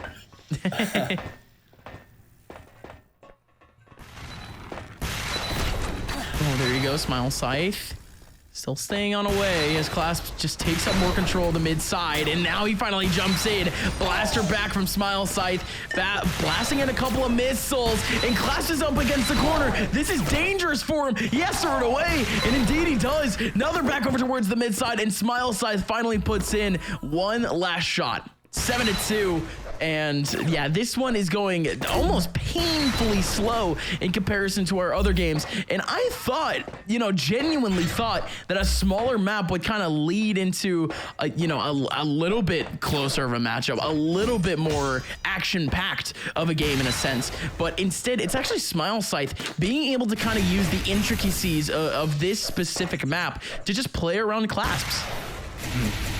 I think this map may, with all the teleporters and stuff, give Smile Scythe an advantage, as he just might know it better, right? He might know it so well. And those teleporters, right? Memorizing the angles, right? That if you come right out of the teleporter, what angle are you coming out of, and where does your mouse need to be for you to hit your shot immediately? He may just know that a little better. I know Class actually, he's a lot better at certain maps, right? I remember there's a map in this map pool called Downer, and in the practice tournament, he mentioned, maybe I should practice this map every once in a while, because I think he struggles on it a little bit. Mm-hmm. Yeah, no, it almost makes sense, right? Map knowledge. Well, this map is very consistent with Xonotic, period, but experience certainly plays a factor, and Smile Scythe is one of those quote-unquote OGs. This is just one of those moments where Smile Scythe, it's almost like his playground. He's the one dictating everything, dictating pace, dictating timing. There is no way Clasps can approach without Smile Scythe being on the run. He's the one that's being very mobile. He has full control of mega healths and mega armors most of the time.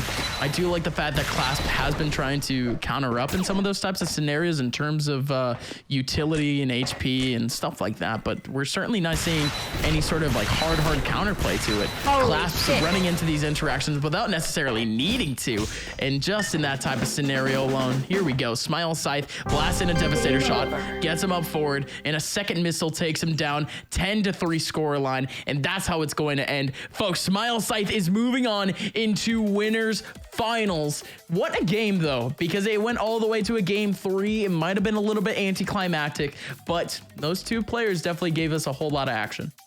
Yeah, well, the first game was probably the craziest game we've seen today. So we'll take it if games 2 and 3 were a little bit more under control. But this means Smile Scythe's moving on, and it's likely that Dodger is moving on as well. So the winners bracket finals is going to be a heck of a contest, I can tell you that. And we're just gonna have to watch out for that game between Dodger and Tommy, because again, we don't exactly know what the scoreline is for that one. Hold on, a voice above, Mr. Producer. Do we know what the scoreline is for that game? We do not know just yet, but as soon as we get that news, we will get you right into it. So you know what, just for a little bit, just for us to get organized in terms of the server and whatnot, let's quickly go into a break. Let's chill out for a little second. Let's see what's going on with Tommy and Dodger. But if that game's already done, we have winners finals coming up here for the Summer Bash for the Zen Sports Xonotic Cup. We'll be right back.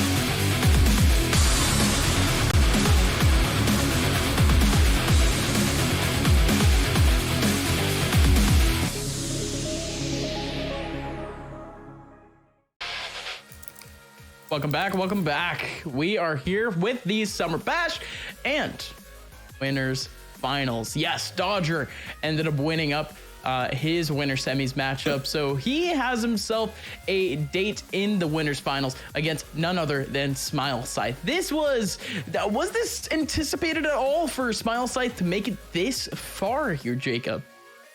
You know, 5, yeah, it probably was by 3, a lot of the players who know Smile Scythe 1. super well. You are tied for the And lead. we're just starting here, so Yeah, no, there's no time better than the now to get things started. Yes, folks, best of 3 action, winners finals. It is worth a spot in the grand finals. Smile Scythe on the other side, already getting pressured out by Dodger. It's a very, very fast start. Dodger's already overhealed too at just about 135, chasing him down. Nice prediction from Dodger and a nice shot direct right onto Smile Scythe, but he's somehow still alive. This is Dodger at its finest, just chilling out, waiting up for Smile Scythe to approach him, walking right into his crosshair, picking him down. It's a point and click adventure game, all things considered. yeah. This is and Dodger just takes another kill.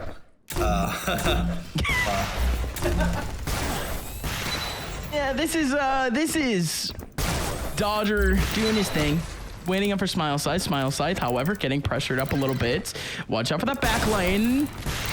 One last little shot, the Devastator going out, still blasting in a couple of missiles. Watch out for the combo. None of these two are hitting their shots. There's just nice chip damage being done by Dodger, and he finally gets himself his 3rd kill in a row, and even getting himself a little bit of armor too. Wow, okay, that's a little bit rough for Smile Scythe too, though. He's not able to get really any space. Yeah. Definitely. Sorry, I was a little bit distracted there. Hey, yeah, hey, don't worry about it. I think you're doing like multiple jobs. My job is to look pretty and say things. I think your job is similar to mine, but also you have people to talk to and run a tournament. So you know what? You do your thing, Jacob. You do your thing. Here we go. Dodger is certainly trying to do his thing, but Smile Scythe chasing him down. And here you go. For the lead. The spawn kill from Smile Scythe, and this is one of the better maps to do it. As we look here in the map hub, I mean, just the spawn kills in general. You get one, you get back over towards that middle courtyard, you put in a little bit of a Devastator shot, and it's super, super easy to get yourself, essentially convert yourself 2 kills. But instead, Dodger takes one back, the momentum is back in his hands, and he gets himself a 5th immediately. Things are back in Dodger's control. Smile Scythe jumping right into the interaction, though, back into the face of Dodger. Both of these players are very low on HP. Dodger's still back on 78, though. Smile Scythe getting blasted. Oh my word. 6-3. Oh, he tried to flick him right there real quick. Oh my god. Dodger styling on him, but not exactly able to hit any of the cooler shots just yet. And this time, okay, these two are playing around with mortars and devastators. They realize that the situation is not really getting any better.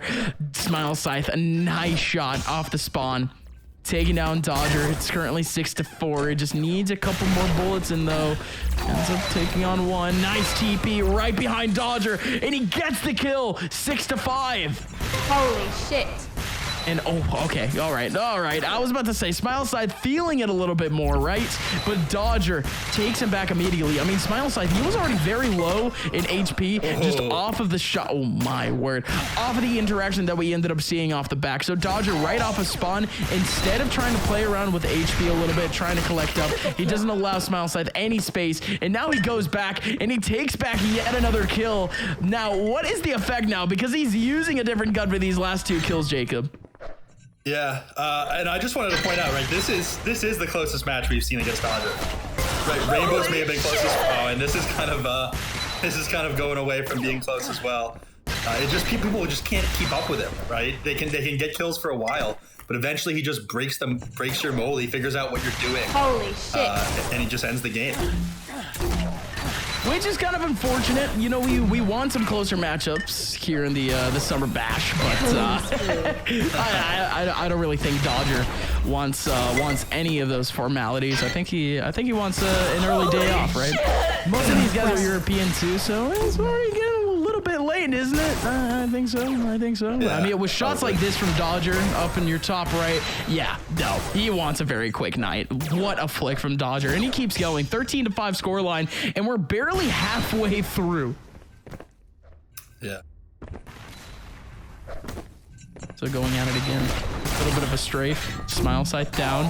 Still have that mega health up. Okay, Smile Scythe took it back, stole it right from under Dodger's nose, and Dodger gets completely thrown off guard. And Smile Scythe, there you go. Element of surprise, flanking him down essentially. Yeah, good use of the map as cover. Oh, and he's got him. Oh, he's got him again. Wow. Now and he's got the mega armor. Up against the wall. He's trying to get some armor. And still nothing. Dodger still blasting up away, though. I do like the movement. Smile Scythe still up close and personal. And Dodger takes him down. Gosh, that was such a good chance for Smile Scythe. 14-7, though. The scoreline is doubled once again. Yeah, that was such a good chance, and you just didn't capitalize on it. Yeah, it was almost literally like an extremely good chance. And now Smile Scythe, he's just getting rails. Speaking of rails, we got ourselves a rail gun. The machine gun getting pulled out. A little bit of a rarity, to say the least. But Dodger more or less styling it on him. A couple of flicks here and there, and he gets himself yet another one. 16-7, and he has no HP, and he's still going in dry. What? Is he gonna get this kill? Yeah, he is. Oh my! With a blaster! What? This guy's nuts, dude. How many times do we need to say that today? Killing spree. It's never enough. Oh my god! What? He also just dodging these shots like crazy. He's... I don't know how he does it at all. He's hitting the lab. At least his movement's on point, but he just goes in again. He just stole the mega health from in front of Smile Scythe again, and he proceeds to kill him. I don't know how to explain this to you guys. This is dominance in a totally different sense from what we've really haven't seen in really any game. And Dodger comes back immediately off the spawn and takes back Smile Scythe, even takes back that armor. Takes him down again. 21-8. Almost certainly some of these players might be thinking about going over towards that game number 2. Again, it is a best of 3. Our next map will be final. And still Dodger, still just trying to chase down. Smile Scythe does have a little bit of a chance. Yes, it is 13 frags. Okay, make it 14 frags to try to take back. It's a tall task for Smile Scythe. And look at how tight that angle was for Dodger. And he still ended up getting the frag. And now he's just chasing, dude. Now he's just chasing up close. Gets another one, 23-8. Oh. Oh, he's going for the 360s. He's trying to pull 360s. Oh my gosh. And it comes out of the TP, ready with a Devastator shot, and Smile Scythe cannot escape off of that top level. I mean, usually the high ground is good, right? I think it's Xonotic. We've seen multiple times where high ground is very good, but I don't think this is very much Star Wars. It's not like Anakin, I have the high ground or anything like that. No, Dodger essentially is sniping away Smile Scythe with the smallest of pixels. Smile Scythe I don't even know how Dodger even got that last kill. I'll be completely honest. I think it was a mortar. Smile Scythe even peeks out barely with his head or anything of the sort. Dodger mid B-hop will end up taking him down anyways. That is, again, wonderful angles from Dodger, and it's just very much preset stuff. Hub just seems to be a map that Dodger is very comfortable with. I would like to see what happens when we end up switching things up, going over towards final, but Dodger is just looking so good mechanically at the moment, Jacob. Oh yeah. I mean, he always looks sound mechanically, and he forces other players to, like, you know, their mechanics start to break down. They're trying to do things so fast. They just can't keep up with his speed.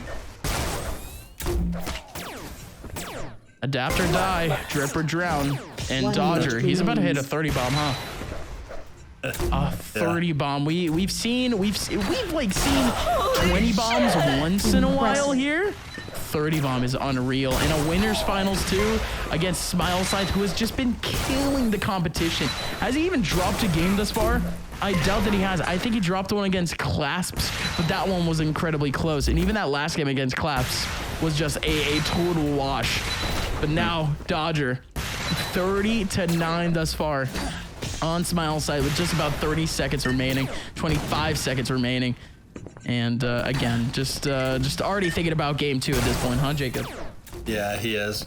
He's got to play a little bit more passive off the start, and if he gets the first frag, right, he could win, right? He's got the mechanics, he's got the game sense to beat Dodger. He just doesn't have the crazy flicks and all that cool stuff. Yeah, but who gets the last laugh? No way. No. He even hit that last shot. Oh, man. All right. Bygone. That is a bygone time. It is currently 1-0. Just pretend like that first game just didn't happen. You know, you reset, you go down 30 points. I think there was a certain point at around like the 5-minute mark where Smiles, I think, yes, still trying, but not exactly, you know, thinking that he's certainly in the game. It's just a mental switch now. It's now a very dangerous territory for Dodger to be in because it all starts off of that first kill. It's kind of like that tired stereotype in tactical FPS where just the pistol round is enough to kind of turn around the game.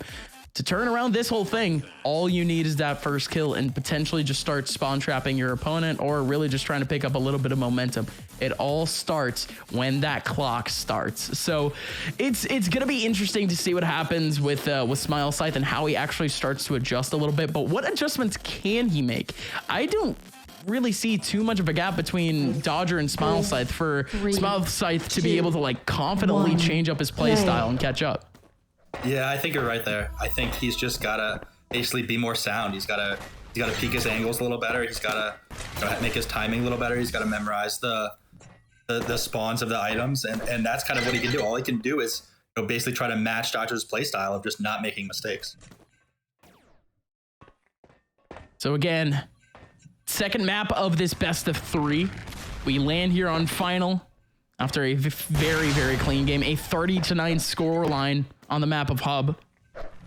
Now Dodger currently just trying to farm up that mega health, and indeed he gets it back. He's up to 200, and Smile Scythe on the other side, well, he's the one that's farming up armor.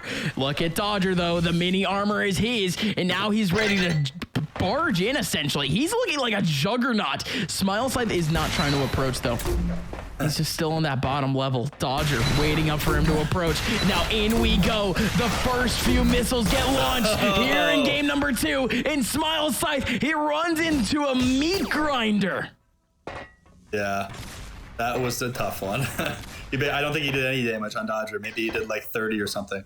Dodger did about still 150. not dead though. And Dodger, don't do it. Don't do it to him. Do not do it to him. Oh my word. He tried to trap him in the corner and it works. He tried. He baited him out with the sweetest of gifts. And what? All right. Smile Scythe finally gets it back. 1-1 as, well, Smile Scythe, not only does he have momentum, but he has an armor advantage. Can he get a lead over Dodger? The last time we saw someone with a lead, it was Rainbow Shadow, but Smile Scythe with the HP advantage still can't take down Dodger. Dodger now still up in 1, and Dodger midair again, knocks him into the corner with a Devastator, and he still taps him out 3-1, and now he's waiting once again in the mid side. Dodger just looking so good with a double Devastator shot, rotating into the back, waiting up for that mega for that mini armor, and he still gets it back. 4-1, and Dodger comboing up Smile Scythe right as he's trying to get the mega health. Dude, this is just a battle for the items. It's a battle for the mini armor. It's a battle for the mega health, and Dodger has won both in a row, equalizing in 2 extra kills. It's 5-1. Yeah, this is crazy from Dodger. He takes it to the next level when he has to.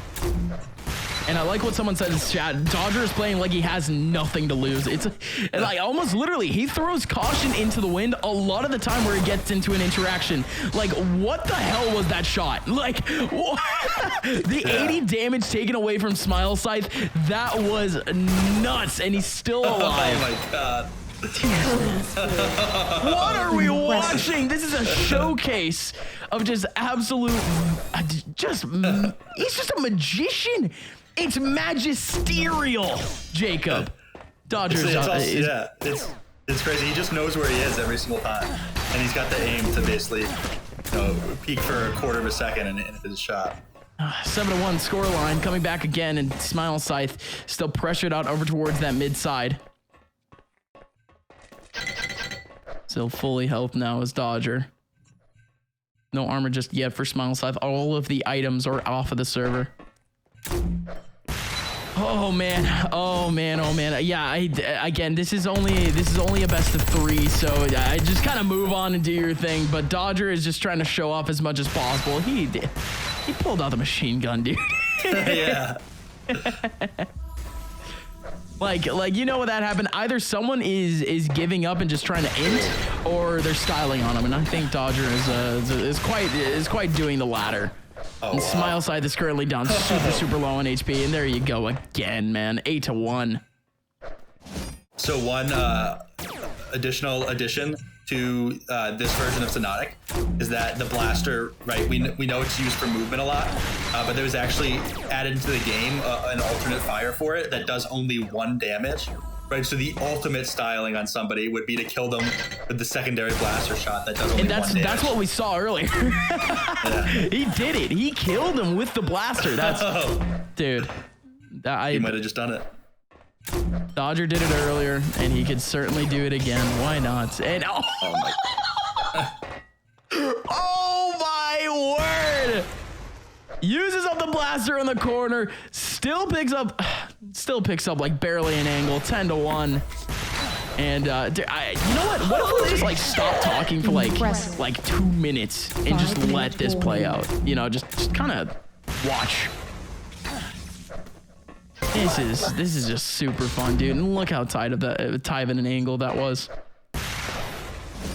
Again, this is very similar to just Dodger playing up on like one of his many montages, but I feel like just in the last 2 best of 3s that we've seen from him, we could certainly get like a whole frag movie, and he still has a grand finals to go. Yeah. Definitely does. Jeez. And now look at this. Look how tight this was. Scythe goes in. He calls it out with a Devastator and combos it up, dude. How? Like it's macro like the fact that he can do something like that. It's crazy. 550 already in, and well, we can just keep going. Smile Scythe still playing around the corner, still just trying to play perimeter. 13-1. He only has a singular point, and that singular point came in at a pretty pivotal time. It came down to Dodger just feeling himself a little bit, and once Dodger gets momentum, and it's the same mentality with really any top player. Once you let a top player get confident and get momentum, it's just super tough to just, you know, get them down from that high horse. Yeah, he almost had him there, but Dodger just hit his last shot. And Dodger is slow still again. alive, dude. He has 14 HP and he's still living. Wow, if Scythe grabs the health, but there's not really much that's going to protect him. Dodger at this point. Yeah, it does seem like a hard GG's, huh? Dodger's still going in. As long as the game hasn't hit GG's, we're not going to stop by any means. Dodger's still going down. Waiting up over towards the mid courtyard, and he's certainly chilling. He's trying to trap out Smile Scythe and still lines up the corner, gets up that first shot. Very good precision. Still, that mega health is in the hands of Smile Scythe, and he's still moving around. He's still trying his hardest, trying his damnedest. Dodger's still back, catching up a little bit more armor. Trying to wait up for the mid side, and you know what? Yeah, we were actually. I was talking to the producer during the break, and you know, just the fact that we were like, oh man, I wonder if we're gonna have enough clips to like fill like the breaks, right? With enough highlights. Yeah, I think if we were to just make like the break highlight reel, just Dodger clips, I think we have enough. I think. Yeah. Right, Jacob? Would. Yeah, we definitely would. I think we have enough. And he can still keep going, though. Just about 2 minutes left in the game. Again, this could just be GG'd, FF'd at really any moment. Dodger well on his way into getting into grand finals here at the Summer Bash. It's just about a 2.5K prize pool alongside some sports tokens at the very end of things. And Dodger's certainly still not stopping. He just gets that mega health. And he got some more armor a little bit earlier, too. Waiting here for Smile Scythe. He has no clue where he is. Just hears up a couple of footsteps. If that had gotten damage, I don't know what I'd do. And Dodger is essentially waiting for Smile Scythe to blast open a couple of bullets, but still nothing of the sort. Smile Scythe goes through. Dodger stays in the same space, and that's good conditioning too. Dodger, someone who is very much consistently on the move. He just kind of chills in one spot, waiting up for Smile Scythe in an angle, just trying to play it out. Just about a minute left too. Smile Scythe still not giving up. He's playing for his life here, it seems. He's playing more for pride, Jacob. Holy shit. Yeah. And I think he's just getting his practice in, right? He knows he's going to the loser bracket, and he knows he can get back in the grand finals. Well, Right? absolutely. He may be the second best player in this tournament. Right? So he just needs as much practice as he can get as much up to speed as he can. Right, for the next time he faces Dodger. Yeah, no, which is very good, because again, this game going as long as it had, yes, it's pretty much been over for like the past 5 minutes, but you know, it's more of a task, you know, it's more of a test, a benchmark. Can you really contest Dodger? Like, can you get used to his play style while you still have the chance? And I don't think Dodger is really allowing him the chance to really get going, but you know, the sample size is good. Smile Scythe has some pretty good XP now against Dodger. You know, come back to grand finals. He gets that first kill, and then we can really see a good battle. And not only that, but it's going to be a best of 5. So, you know, it's pretty good, you know, to say the least, how Dodger is done with just about 10 seconds left in the clock. He is going to grand final. Smile Scythe going all the way down to losers finals. But, you know, still very valiant effort. Very well done from Smile Scythe for not even, you know, FFing. He could have forfeited 5 minutes ago, and we wouldn't have thought about it otherwise. But, of course, we are here. Map number 3 will not be happening. Of course, Dodger moving on right into the grand final. Smile Scythe down into the losers bracket. And now we're waiting up for 2 of the losers semifinal matches to actually catch up, or excuse me, 2 of the losers quarterfinals matchups to actually catch up. So we're just going to kind of go around, get some house cleaning going, see if everything's all right down in the losers bracket, and which game we're going to be catching up with. So of course, my name is Upmind. You can actually follow me on Twitter at Upmind_. Mr. Jacob, where can they find you on Twitter? You can find me on Twitter at Kanye Shreyes. You can find me there on pretty much every social media platform. That's kind of what I've been going by. Number Kanye 1980 on Discord. So yeah, if you want to learn more about Zen Sports, the tournament, maybe Xonotic, hit me up on those platforms. Now, of course, folks, you can also follow Zen Sports on Twitter at Zen Sports. And before we end up going into a break, we want to remind you guys that we have a giveaway going on right now. We have 10 $25 Steam gift cards being given away right here, right now. We don't exactly know when the giveaway will actually be rolled, but all you need to know is that you could do !enter down in the Twitch chat to actually get yourselves entered. And yes, we will be rolling that giveaway, I think, right before grand final, something of the sort. So stay tuned for the rest of the Summer Bash. And Xonotic seems to be heating up a little bit. It's been a fun day of Xonotic thus far, but certainly stay tuned. We'll be back with just a little bit more action.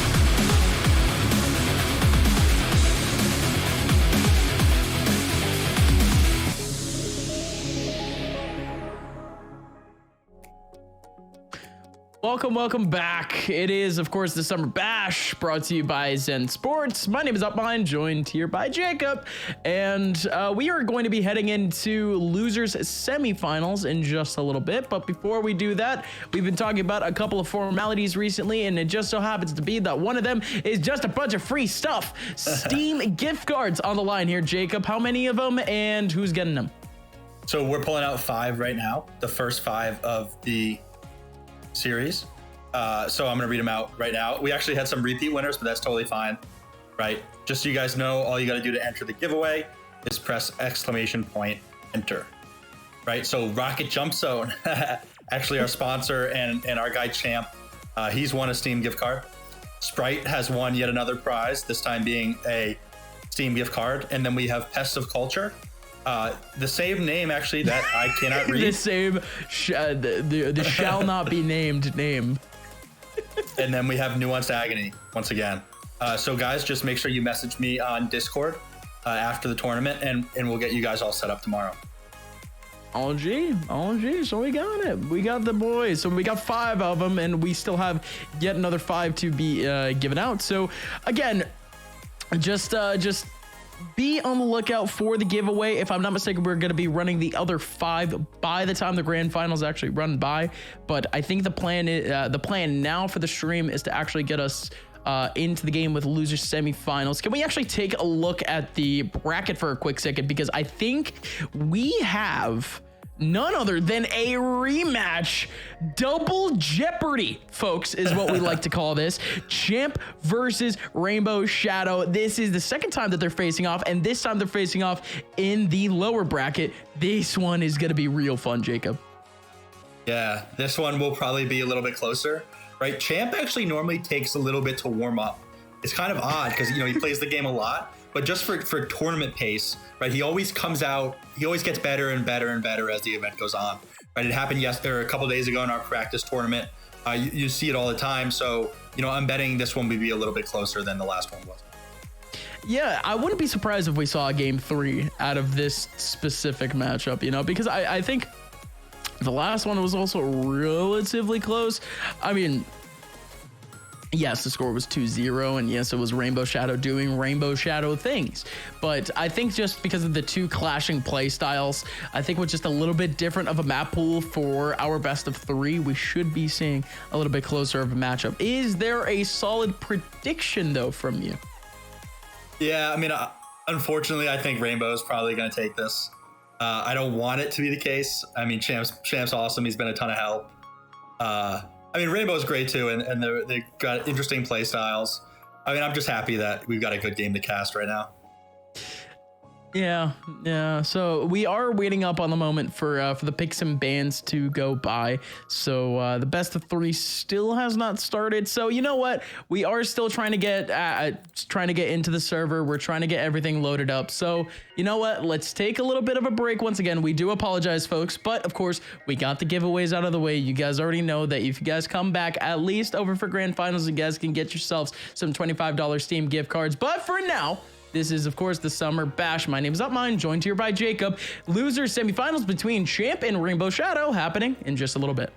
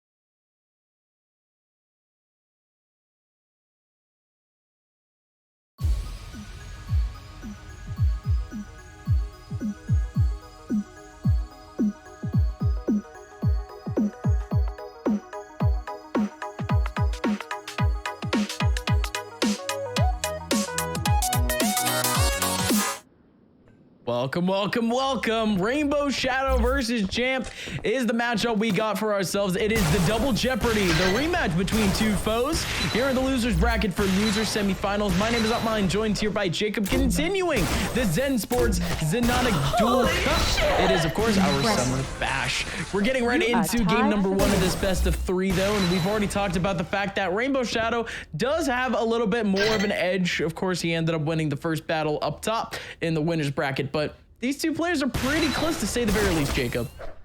Yeah, they are.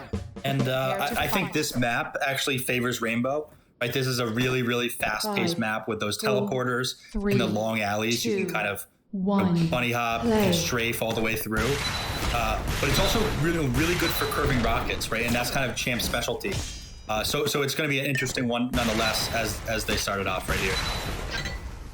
Yeah, Hub is, we saw Dodger on this map a little bit earlier too, and this map is, I don't know, it is kind of that show-offy map if you are just very, very good with a Devastator, and, you know, we'll see it, Aerowalk certainly is a pretty optimal map for grenade-type users, and currently it's actually Rainbow Shadow getting in some of that advantage. It's really coming down to Rainbow Shadow, though, and some pretty good early movement. Champ's trying to run out away. He does get himself a whole lot of armor under his belt, but even then he's just getting knee grinded out by Rainbow Shadow, and he gets himself another 3 quick kills before the minute mark even goes by. Yeah, Champ made a good play on the armor, but Rainbow hit a crazy shot right after. Oh my god, I thought we were playing Tony Hawk's Pro Skater. He grinded up on the ramp. He grinded on the ramp before landing in. I thought he was going to take down Champ for a quick second there. But, of course, it's just the nature of Xonotic. Once you end up getting 1 kill, the game essentially just gets blasted open. Champ, 3 kills in even quicker succession. We thought that Rainbow Shadow was quick. Champ is even faster. He has already made the full 4-3 comeback in a flash, and he could get a little bit more. Rainbow Shadow running into the crosshair of Champ pretty much 3 times in a row here, and that Devastator shot hits again. What is going on here? Champ is a beast. Champ is playing out of his mind. He's moving so quick right now. It's sweet. It's all 2G for now, but Champ is still chasing. Rainbow Shadow very low on HP, but there goes that TP. Nice chase from Champ, and look at the amount of HP left on Rainbow Shadow. It's barely a sliver, barely a pixel of HP, but he is still back. Champ, that was his opportunity to finally extend his lead, because this is just very dangerous. 1 point separating the two is not safe by any means. If Champ just gets this next kill, everything gets opened up. Really, the next person to get the kill, I would like to say, just takes the lead for like the next 3 minutes, essentially 2 to 3 minutes. So let's see it now. Champ can take down Rainbow Shadow with this kill, and there you go. Champ now needs to just chase down Rainbow Shadow, but that stipulation that I mentioned a little bit earlier might be a little bit different if Rainbow Shadow can take down an already chipped down Champ. But again, just because of the pace on how this game is going, Champ, he can just start to roam around. Rainbow Shadow has no armor. He's just trying to get around, just trying to get some chip damage, and there you go. These two players, they trade out each other. There goes a kill from Champ, but of course, he ends up killing himself, so he loses out on the point, so all is nullified. Doesn't really matter. The scoreline is still 6-3, but 3 minutes left, or 3 minutes into the game. Rainbow Shadow dropping right into the middle, and wow, okay. Rainbow Shadow basically out of thin air ends up taking down Champ with the Doom player model. Still going in though, Champ running up into that back lane, and look at the HP, look at the armor on Rainbow Shadow. This guy is an absolute juggernaut, and he can aim, to say the least, Jacob. This is actually really big for Rainbow Shadow, but he's still getting pressured. I just feel like Rainbow Shadow he just looks a little bit more shaky than usual. Yeah, Champ came out super fast. I think he surprised Rainbow by his movement, right? Some of these blaster jumps to grab the mega armor and then get out of there, right? It's not stuff you generally will see from Champ, right? He normally plays a little bit, less movement heavy and more focused on, curving his rockets. But he really came out hot, and I think it surprised Rainbow.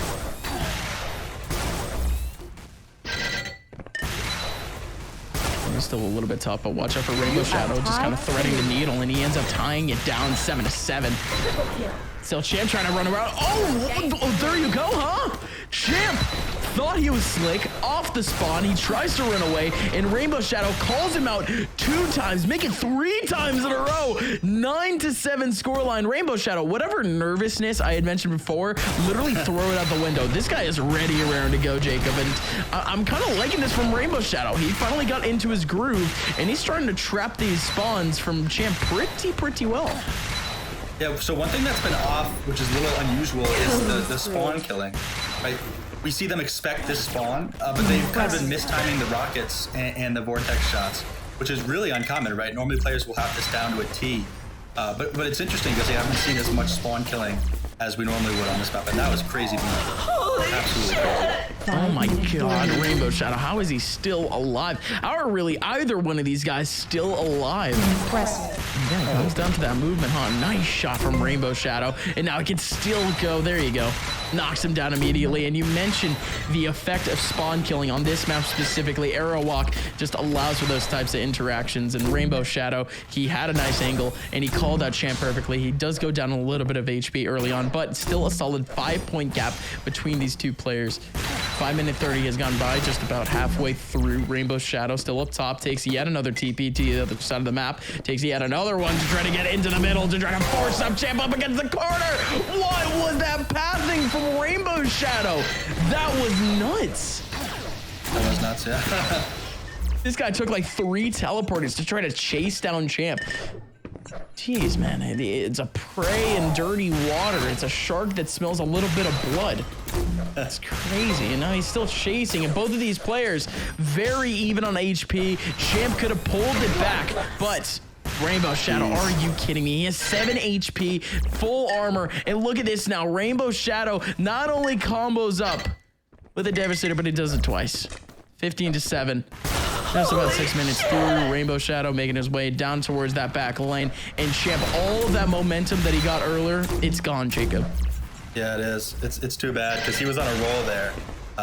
We'll see if he can take it back, because Rainbow can get 8 kills in a minute and a half. I think Champ can too. He proved that a little bit earlier. I'd say Rainbow certainly at the edge now, regardless of the fact that he's up by playing a little confidently, a little faster. Right, this backwards movement is impeccable.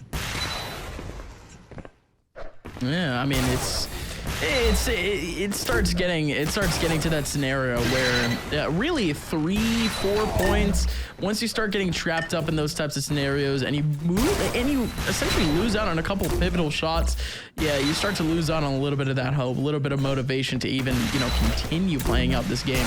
And we're kind of seeing it now where Champ is just fighting tooth and nail to get one singular kill, and it's just not working. Finally, he does, though. He does. I'll have to bite my tongue on that one. Champ needs to keep going, though. Rainbow Shadow very, very, very low on HP, and he's just sitting up in that back line. Both Champ and Rainbow Shadow extremely low, but it was Champ that ended up getting over 100 HP off the mega health, and even then, Rainbow Shadow takes him back to the brink, essentially. Neither one is dead just yet.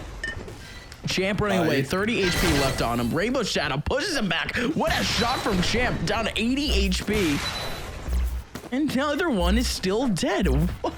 These two guys somehow just living every single time. But Rainbow Shadow, he was on the other side of the hall. He was on the other side of the map, and he pushes him out within like 2-3 seconds. Champ has no chance. The score is doubled from 8-16, and with just about 2 minutes left, I mean, it's tough, Jacob, to get 8 points and 8 frags in less than 2 minutes. I think this one just may be dead and gone. And this is a best of 3-2. Champ does not have too many opportunities. Yeah, and just remind me, the first series, it was 2-0 Rainbow, correct? Triple kill. And as this one goes by, it is going to be Rainbow Shadow getting himself yet another kill. Rainbow Shadow has been doing a very, very good job of the way of kind of micromanaging a lot of the items, a lot of the HP boosts. And that's been a big issue for Champ. Most of the time that we look over towards Champ, he is lower in HP. He's at about like the 50 mark, the 40-ish mark. And that's just the consistent chip damage being made by Rainbow Shadow. And even when we go back into like a consistent battle, Rainbow Shadow, because of those like small little interactions, he has slightly more HP and slightly more of a chance. Champ is just losing out on a couple of different aspects of this game that it's just that snowball effect. It all leads up to that battle that eventually happens. And of course, momentum, Xonotic, it happens. You're going to be essentially equalized into like 2-3 points just on this map alone. And Rainbow Shadow took it. Jacob, your thoughts on the game?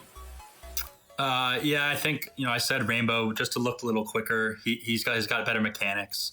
That's kind of what we've seen leading up to this tournament. Rainbow has really been dominant against pretty much everybody besides Dodger. And we saw today that he put up a pretty close contest with him for a while. And that's about as close as it gets with Dodger. So, I think he's been practicing. He's obviously, really good on his aim, and his movement is on point today. So it's a pretty tough contest to fight. Yeah, Rainbow Shadow on a really good day is certainly he's a championship contender, and I wouldn't doubt by any means if he were to just start a run all the way over towards grand finals here from the losers bracket. And I mean, Dodger's waiting up there, but who's like the only person that we've seen in this bracket get a lead on Dodger? Rainbow Shadow. I mean, he's the only guy. He's the only freaking guy that actually has points over Dodger that we've seen in this tournament. I mean, if there's like literally anyone that can do it, quote unquote, it would maybe be Rainbow, but he didn't end up getting a game, but he at least got points on the board. He got some frags on the board, which is all that you could really ask for. But again, Dodger's just going through. He's perfect thus far, but the game between Champ and Rainbow, it's starting to go back to that same pattern as before. Do you think that it's just the same play style just affecting the game in the same exact way, or is it really either one of the two players having a really good game or a really bad game? Yeah, I think it's the play style. I think Rainbow just overwhelms people. Really, he does it in a similar way to Dodger, but as mentioned, he doesn't really have that defensive aspect. Right, one thing Dodger does, which other players don't do, is he crouches a ton. Right, and that's like such a small detail. But it really allows him to just not get hit, right? I think a lot of players are focused on hitting shots, where Dodger, he kind of looks at it from a whole different state and really uses the map surroundings. And he has the timing so well, so he can kind of understand when exactly to peak and things like that. And that just was what makes him unbeatable, because him and Rainbow, they look pretty similar, but Dodger just has that next level smarts and awareness that sets him apart. Yeah. Again, if we were to kind of wrap things back to Dodger, it is sort of that diff where, certain mechanical things are just going to be different. And even if your movement is some of the best in the game, even if you just have the right game plan and the right style to try to counteract a player like Dodger, it's just not going to work out in a sense. So I think the best thing that we can anticipate for grand finals, I think the best case scenario for an entertaining grand finals is that we need to fight fire with fire. We need someone with a similar play style to play up against Dodger, and it's almost literally Rainbow Shadow. Do we have game number, do we have that Smile Scythe game coming up next, by the way, Mr. Producer?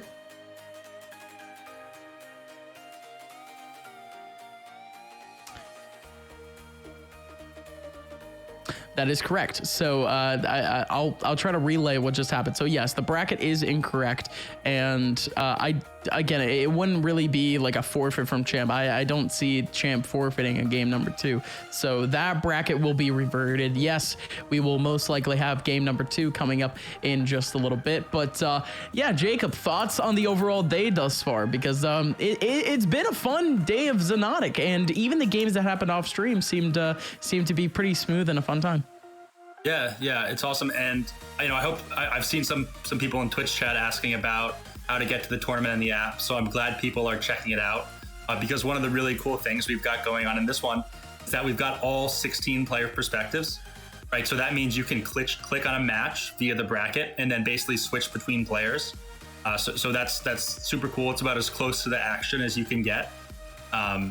So that's that. And one more thing we failed to mention earlier is that every follow on this Twitch stream actually adds $5 to the winner's prize pool, right? So whether that be Dodger, whether it be Rainbow, whether it be Smile Scythe, I think we know the likely option. But right now we're at 65, and we'd love to see that grow as the tournament goes on. But yeah, overall today it's been awesome. I'm glad we saw those great matches early, and we've just got them coming back and repeating now. So all I'm saying is that if you guys want to run the pockets of Zen Sports, get your friends, share it on Twitter, share it wherever, and make sure that Zen Sports is losing out on quite a bit of cash today by following this channel and making sure the players get them a little bit more cash today. Again, each follower was how many? How many dollar reduce? $5. There's a cap at $500 just for a follow. Still, it's a lot. That's a lot. That's a lot. So there you go, boys. There you go. So follow up the account. And of course, that next game between Champ and Rainbow should be starting off literally any second now that we've actually changed up the bracket. But Jacob, any more formalities that we want to get out of the way? Actually, we haven't really talked about Zen Sports as like a concept, as an app. So you're the guy. You're the advocate. Go for it. Here's your platform. Yeah. So. Right, Zen Sports. We are a sports betting and esports tournament hosting platform. And what's really special about us is that we're crypto focused. We're mobile focused as well, but cryptocurrency, it's booming right now. Ton of esports sponsorships, right? We saw yesterday TSM, VFX, I believe it is now. FTX, yeah. FTX, my bad. It's funny, my dad mentioned the exchange to me earlier in the day, and I was like, I don't know much about it. And then I saw they did a $200 million deal. $210 million to acquire TSM. Crypto's big, folks. Crypto's here to stay, I think. But continue. And one of the really cool things about Zen Sports, right, is that we've got our own token, right? So this token, the sports utility token, is used for everything on our app, right? Whether you want to bet, whether you want to play esports tournaments, whether you want to do daily fantasy, you're saving money. You're saving transaction fees relative to fiat regardless, right? Because cryptocurrency is just a solution for sending money. But with sports especially, right, you basically have half of the betting fees and you earn a ton of cashback rewards, right? So if you make a lot of bets, if you take a lot of bets, right, we operate as both a bookmaker and a peer-to-peer marketplace, right? So we are the sports betting platform of choice, right? Whether you want to bet in crypto, whether you want to bet in fiat, whether you want to bet against the book, whether you want to bet against a friend, we've got it all right here on our mobile app for you. So folks, you heard it. Zen Sports, download it. You guys can go over towards the website. If I'm not mistaken, it is it really just straight up zensports.com? Am I crazy for saying that? Yeah. It is zensports.com. So you guys, of course, you guys can go over to zensports.com. You guys can download it on both Android and Apple devices. Of course, we have game number 2 coming up. We do have that confirmed for those wondering in chat, because we're more in the dark than you guys are at the moment. We are just waiting for this game to start because game 1 wasn't honestly all that bad between the two. It was just, I don't know, the switch up in momentum, I think, Jacob, just kind of didn't help Champ by any means. Yeah, and so could you remind me which map this match is going to be on? This next one is going to be on Final Rage. Okay, so I was just thinking one map that we haven't seen a ton of was Downer, which is the map I mentioned Clasps didn't really like. Oh, so that's the third map. That's awesome. That's a third map. If we go to a third game, we'll see Downer. Because I think Champ is very good at that map, actually. It's an interesting map. It's a little bit different than all of the other ones. So if it goes to game 3, I'd say Champ has a little bit more of an advantage, but he's obviously got to win game. Yeah, it's an expectation that Rainbow Shadow would be able to take map 2, because still Final Rage is very much still like in his boathouse. It's still very similar to his playstyle. It fits in with his playstyle. So I think really for this series to get entertaining, we need a map number 3. Like, we need map 2 to be that upset from Champ to make it into Downer, because I mean, just in the games that we've seen so far today, mainly the players that are comfortable on a map like Final Rage just go through like kind of games 1s, 2s relatively easy, because we're seeing a lot of combos between like Final Rage and Hub at the same time, or Final Rage and Aerowalk. So it's a weird dynamic, to say the very least. So I want to see a little bit more. I want to see the variety, and I want to see these players absolutely pop up. And folks, we are heading into it. Yes, we are in a third person view for now, but hey, is what it is. Champ, he ends up getting up that first kill, and well, this is quite interesting. This is how the last game ended up starting for Champ, and Rainbow Shadow at this point still playing up more time in a sense, playing up more space. This is kind of what this map allows for, though, Jacob. Yeah, this third person is it's interesting. It shows you just how fast everybody's moving. Yeah, I don't know how to disable it either. I'm not the observer, but if they had needed my help, I don't know how to disable this.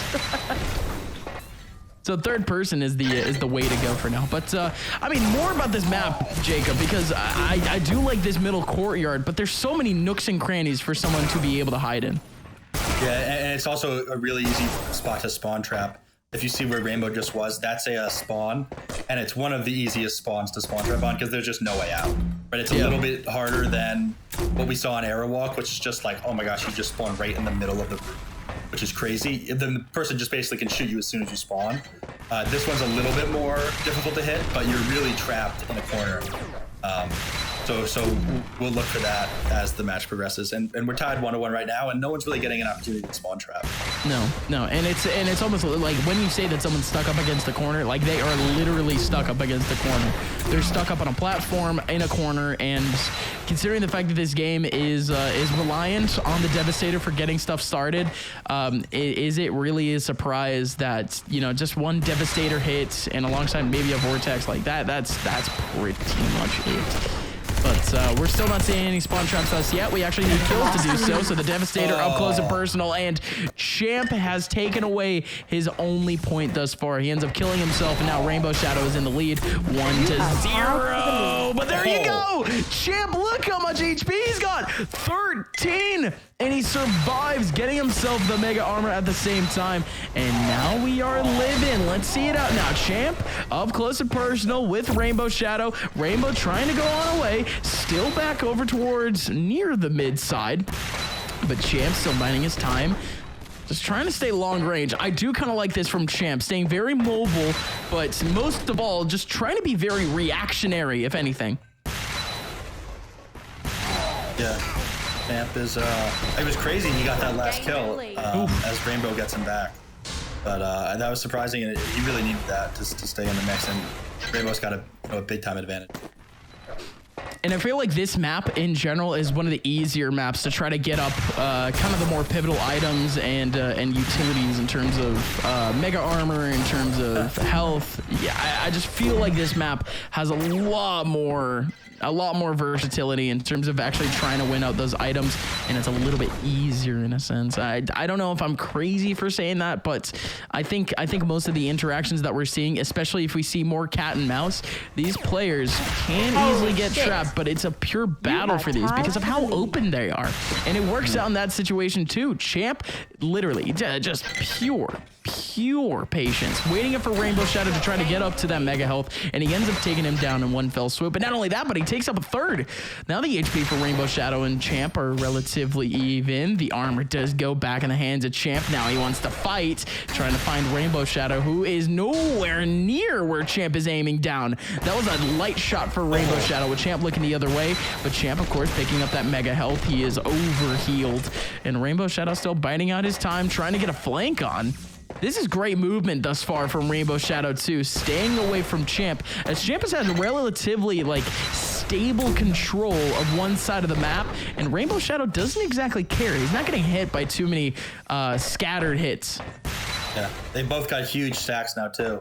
They're playing it slow, trying to methodically find a good place to attack, making sure they keep their health up. One of them is camping mega health, the other mega armor. And looks like they just got into a fight a little bit and disengaged.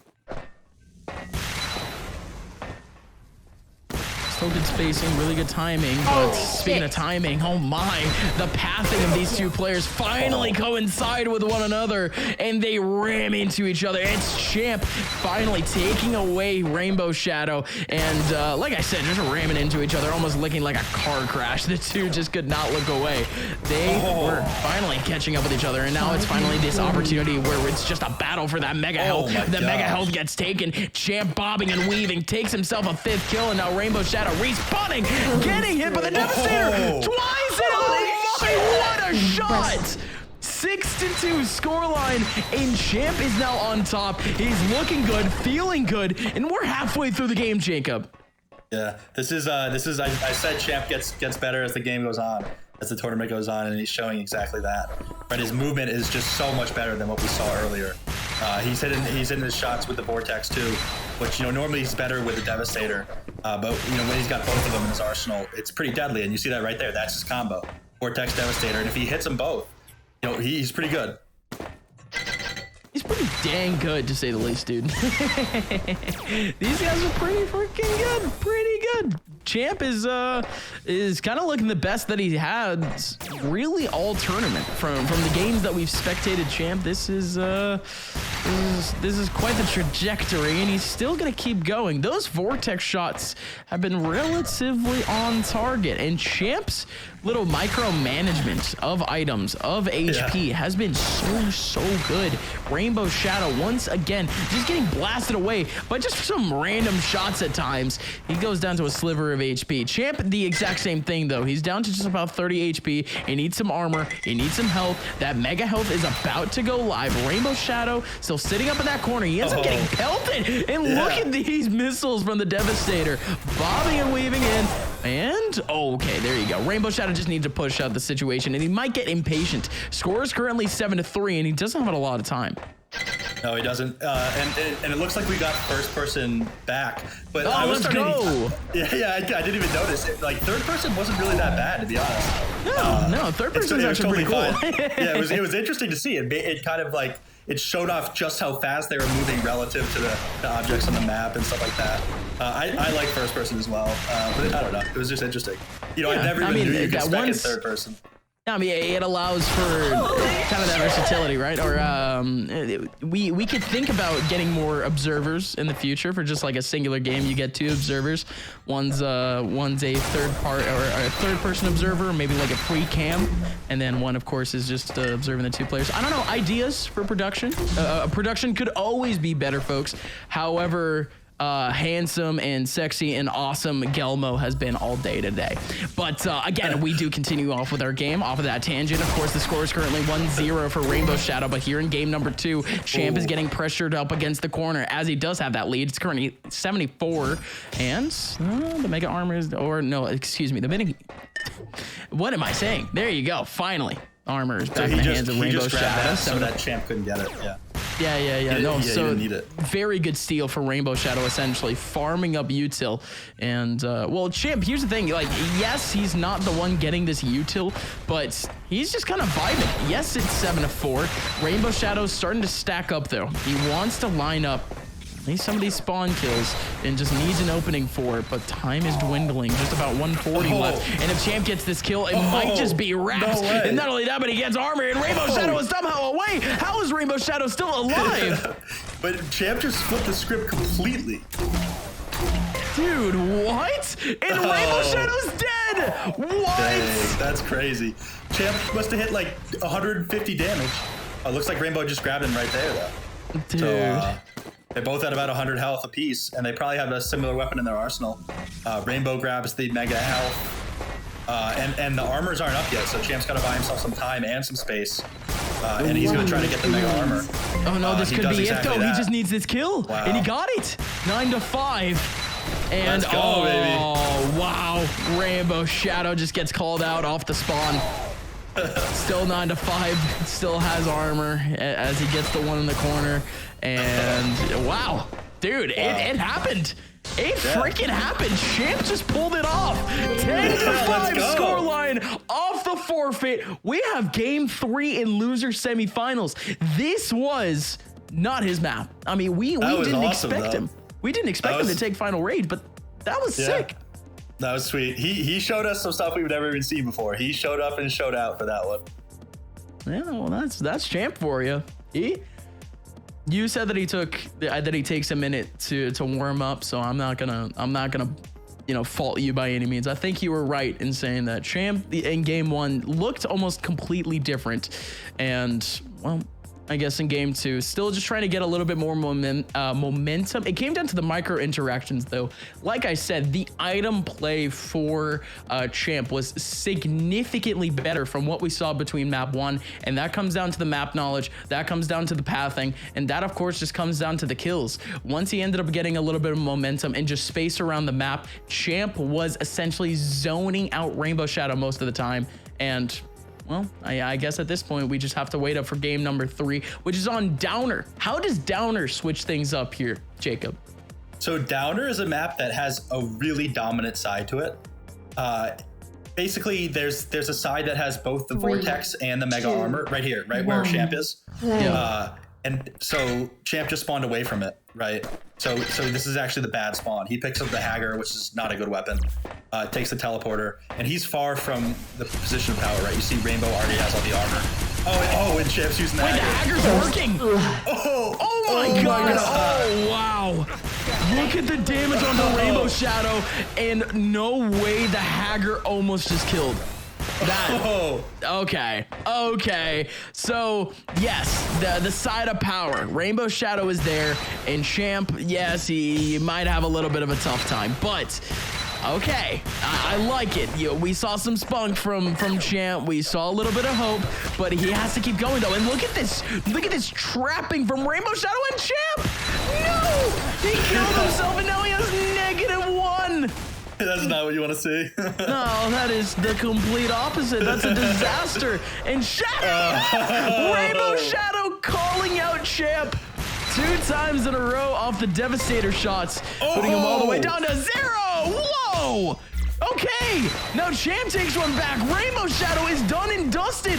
Goomba stomp on him too, landing right on his head, and Rainbow Shadow somehow gets away, still chasing down with a blaster. Champ is hot in his tail, has to go down the hole, but well, a little bit too big for it. 125 right into the game though. Rainbow Shadow still running on away. He is trying to get a little bit of that health, as we do have the mini health up. So that Mega Armor about to go live. It would be big for Champ to try to collect this, and indeed, waits up for it on the prowl, and Rainbow Shadow lines up a massive shot. I am loving this stuff right now for both Rainbow Shadow and Champ. Rainbow Shadow has Champ kind of on strings right now. Wow. He's trying to control his pace, but instead, Champ chasing him down. No, you instead. Aces it with a Devastator and finally gets the kill. 2 minutes in, and Champ finally has his first point. Oh, and we gotta keep going, dude. This is the hardest job for a play-by-play. This is where things get fun, though. We gotta go fast. We gotta go quick. Rainbow Shadow has to run away. Champ is right behind him. Just about 194 combined in terms of armor and health, and Rainbow Shadow still up top. Champ has no clue where Rainbow Shadow is. Rainbow is just doing loops, and Champ is finally behind him. Misses out on yet another shot. Gets more HP back. Rainbow Shadow still waiting up on a little bit of health too. He's not looking all too great. His armor is not in a great spot, but now it's a little bit more even. Champ gets up that Mega Armor, and now he turns into a juggernaut. Still from behind, the Devastator chasing down into the hall, into the Tower of Power, and even then, Rainbow Shadow runs into Champ, goes into the basement, and he's still alive. What is going on? This is some crazy action, I can tell you that. This is it's a close game too. It's super low score. Oh my god, and we still get a kill back. Champ is tied at 2-2. And that was just the battle for the Mega Health, huh? Or Mega Armor. He's getting caught up in the corner, and Champ is now actually taking the lead basically out of thin air and could actually boost his lead in that same amount of time. Rainbow Shadow is so low in HP, and there goes the combo back. The Devastator alongside the Vortex. It is so potent, and Champ does it again. He's still back, still trying to get up a little bit more of that Mega Health, and certainly gonna do it. Rainbow Shadow has no chance. Champ is just farming right now, Jacob. Yeah, he's an absolute controller, right? He has that side of the map, and Rainbow's going back there. He was looking to see if he could grab the Mega, but Champ already grabbed it, right? Champ's got the timing.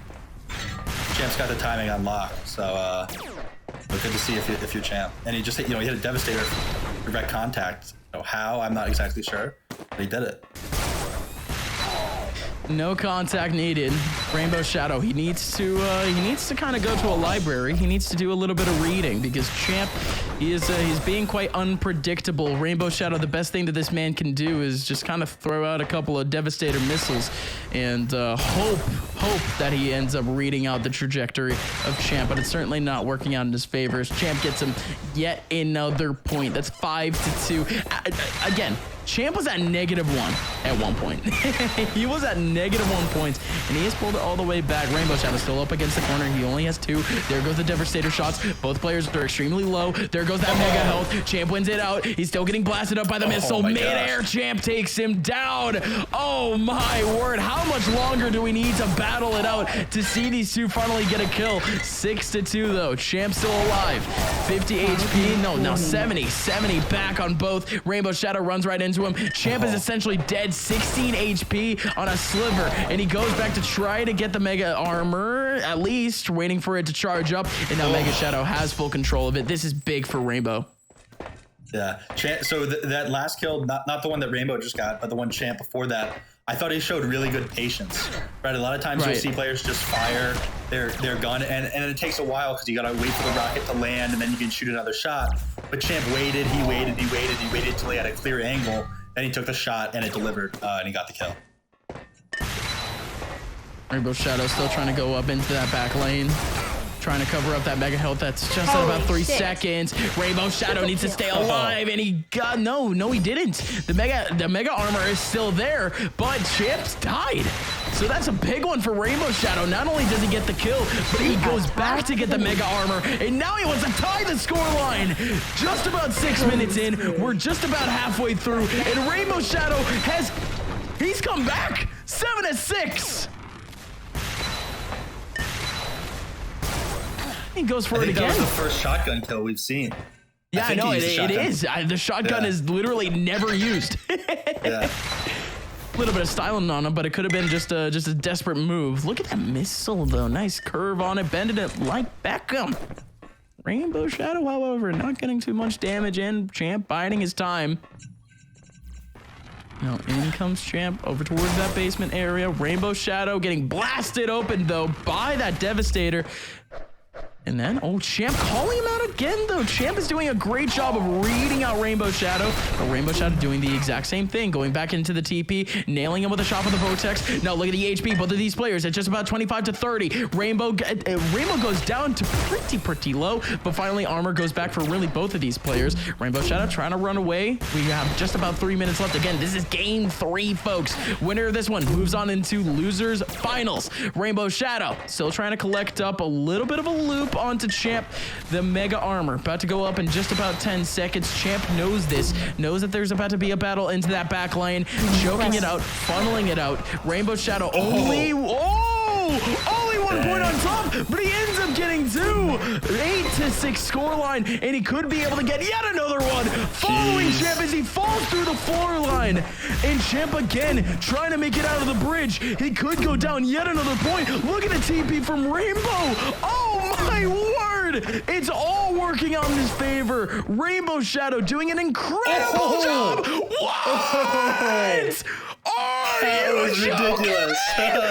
Oh my God. We're going Tokyo drifting. Rainbow Shadow, what on earth was that shot? And it's still going. He gets another one.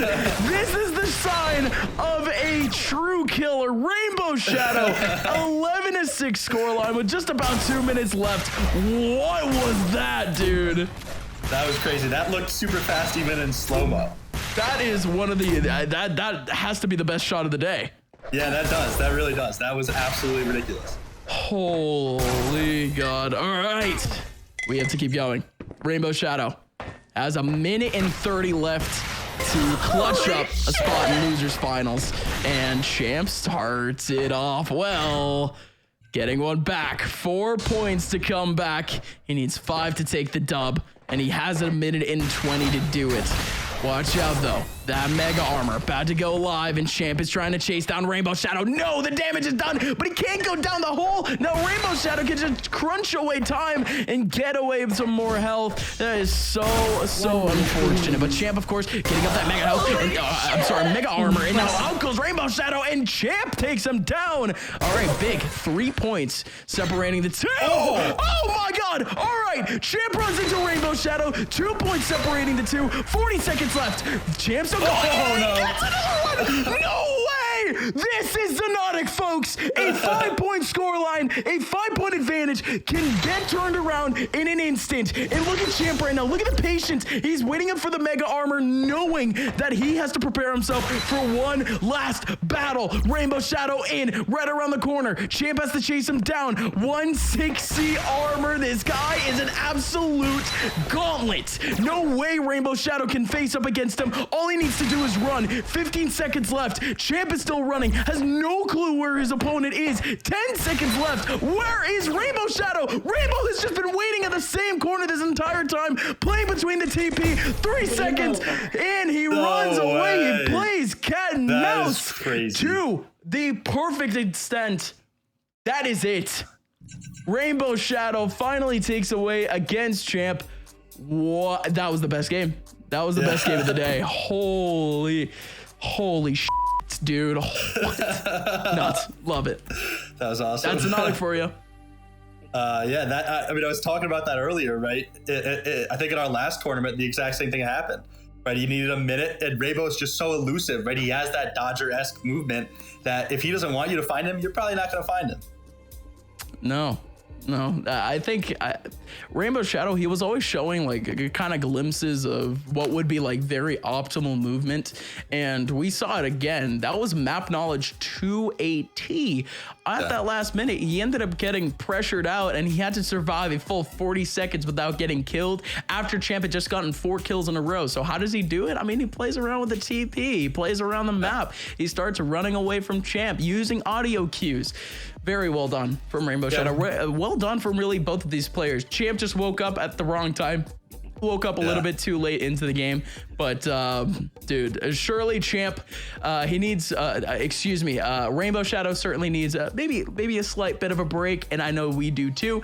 We, of course, going into the game between Smile Scythe and Rainbow Shadow are going to be going into a break. My name is Upmind, joined here by Jacob here for the Zen Sports Summer Bash. As we play around with Xonotic, we have losers finals coming up in just a little bit. You do not want to miss it. Watch out for the giveaways too. We got to keep reminding you guys because it's going to happen. 5 more Steam gift cards are going to be giving away right before grand final. So you guys want to stay tuned. We'll be right back.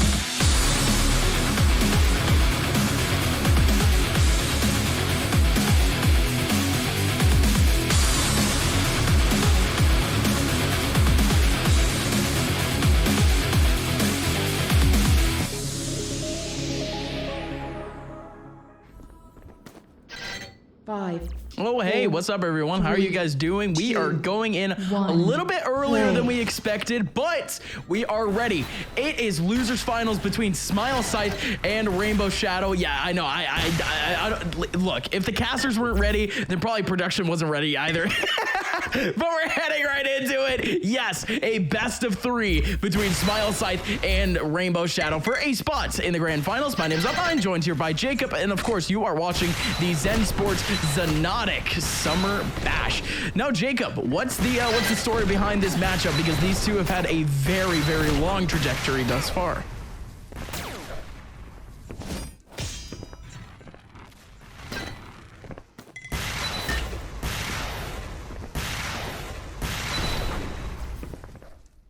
Your favorite map in the entire rotation. You're a big fan of Hub. Big fan, it seems. I just feel like Devastator players just have such a fun time in this map, and I mean, I prefer more Devastator more than anything, you know, other than any other gun. And this is coming from a tactical FPS guy. I'm not even like that big of a fan of just using like regular lasers or anything like that. Not a big fan of the vortex. So this map is like, if you're good with your missiles, if you're good with your blaster movement, this map is for you. And it seems like Rainbow Shadow has taken quite the liking to what I just mentioned. Triple kill.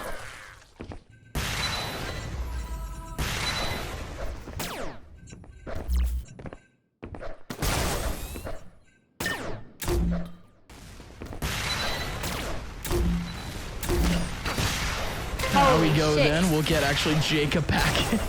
We'll get Jacob back in the mic in just a little bit, but instead we actually do have Smile Scythe getting himself yet another kill. It's currently a 3-1 scoreline with Smile Scythe down on a little bit of HP, but look at the reaction of Smile Scythe right off the TP. But Rainbow still getting himself the kill that he so desperately needed. Still Smile Scythe right up against the corner, and he's getting pressured out. We're just about 2 minutes and 15 into this game, and we already have 6 points split between the two players. It's 5-1. Shadow, he's getting pressured out by Smile Scythe, and that's everything that you could have wanted from Smile Scythe. You got to pull out whatever and everything you got, and well, it's got to be a shotgun. I mean, you might as well use it. 5-2, still around. Rainbow Shadow getting pressured out. Smile Scythe over towards that top level, and Rainbow Shadow with a big frag. Yeah, so I think I got my mic working again. Is that correct? Yeah, awesome. Correct. I think you're good. Let's go. Every time I restart OBS, I forget to change the setting. Look, man, we're not the producers here, so I mean, being technologically sound is like, you know, it's whatever, you know, you can fix it mid-game. Doesn't really, I think we're all G. I think we're all G. Also, it comes down to the point where, you know, maybe some of these games are so good that they take your breath away. So sometimes saying nothing is the best form of flattery. Who knows? It's just one way to look at it. But instead, I don't really think any of these two players really want any sort of flattery. They just want frags. And Smile Scythe, he's certainly just trying to take up a couple of these. He's trying to set himself up for this next little interaction that he's got against Rainbow Shadow, picking up a mega armor and finally going back into it as Rainbow Shadow does go down in terms of armor, but Smile Scythe has to go on a way out of the TP, and they run right into each other. What a cutoff from Rainbow Shadow, tackling him in the middle platform right as he runs away, and Rainbow Shadow now up 9-3 as Smile Scythe continues to run away, and he's just getting pressured out again. What a kill again, 10-3. And is this the pathing that we expected here, Jacob? Because we were expecting maybe spawn kills a little bit more on potentially a map like Final, but instead now we're getting a lot of spawn kills and very efficient ones at that from Rainbow Shadow. Yeah, we saw he had one that was instantaneous. He seems to know them pretty well, right? It's a little bit up to random, I believe, but generally, you know, players have a pretty good sense of where the other one is spawning, and that's a big factor in this one. Even if it's RNG, I don't really think either one of these two guys are too worried about wasting ammo or anything in this story. You just kind of blast in a missile and just hope it hits. Shit. If it hits, it hits, and if it works, it works. Rainbow Shadow's certainly taking advantage of that entire sort of dynamic as, well, Smile Scythe, he actually ends up spawning in, and Rainbow Shadow blasts him away with just another 80 HP, and look at the flick from Rainbow Shadow. He takes on a little bit of damage from Smile Scythe, gets the flick on him, and takes him down once again. So that's 2 quick kills in very quick succession, 14-4. And we're barely halfway through this matchup. I mean, we were talking about how Rainbow Shadow, I mean, this was essentially Raps against Champ when he took up like an 8-point lead. Like, this is worse. This is 10 points separating Rainbow Shadow and Smile Scythe. And Rainbow Shadow is dictating pace at the moment. Smile Scythe has not been able to approach just yet or push Rainbow Shadow back into a corner. It's Rainbow Shadow really moving around the map, kind of giving Smile Scythe only like 1 or 2 paths to really go down before running into the crosshairs. This is really good from Rainbow Shadow at the moment, and this is great map awareness. Yeah, this is a pretty dominant. That's kind of all you can say here. Yeah, no, absolutely. I mean, it really comes down to Smile Scythe. If he can really break up the momentum, and, well, it seems like he has, at least getting 1 kill back. But Rainbow Shadow immediately, dude, he has completely flanked Smile Scythe. He spawned on the other side of the map, flanked in from the top level, and then just blasted him from behind. Well, I really have nothing else to say about this. Rainbow Shadow is mechanically and systematically taking down Smile Scythe in this map. Smile Scythe does need to stop things, though. Any sort of momentum is important for Smile Scythe, and he does get himself 1. But again, how is Rainbow Shadow able to do it? He goes down, and he immediately backs himself up. He's essentially done with some of these interactions and getting spawn camped. He gets up off the spawn and gets himself the kill back. 16-7 now. Smile Scythe did get himself at least a little bit more space back in terms of the kill power, but barely any health left. 72 HP. It does get that mega. Ooh, does get that mega. Oh, it's not mega health. Mega armor back, but still.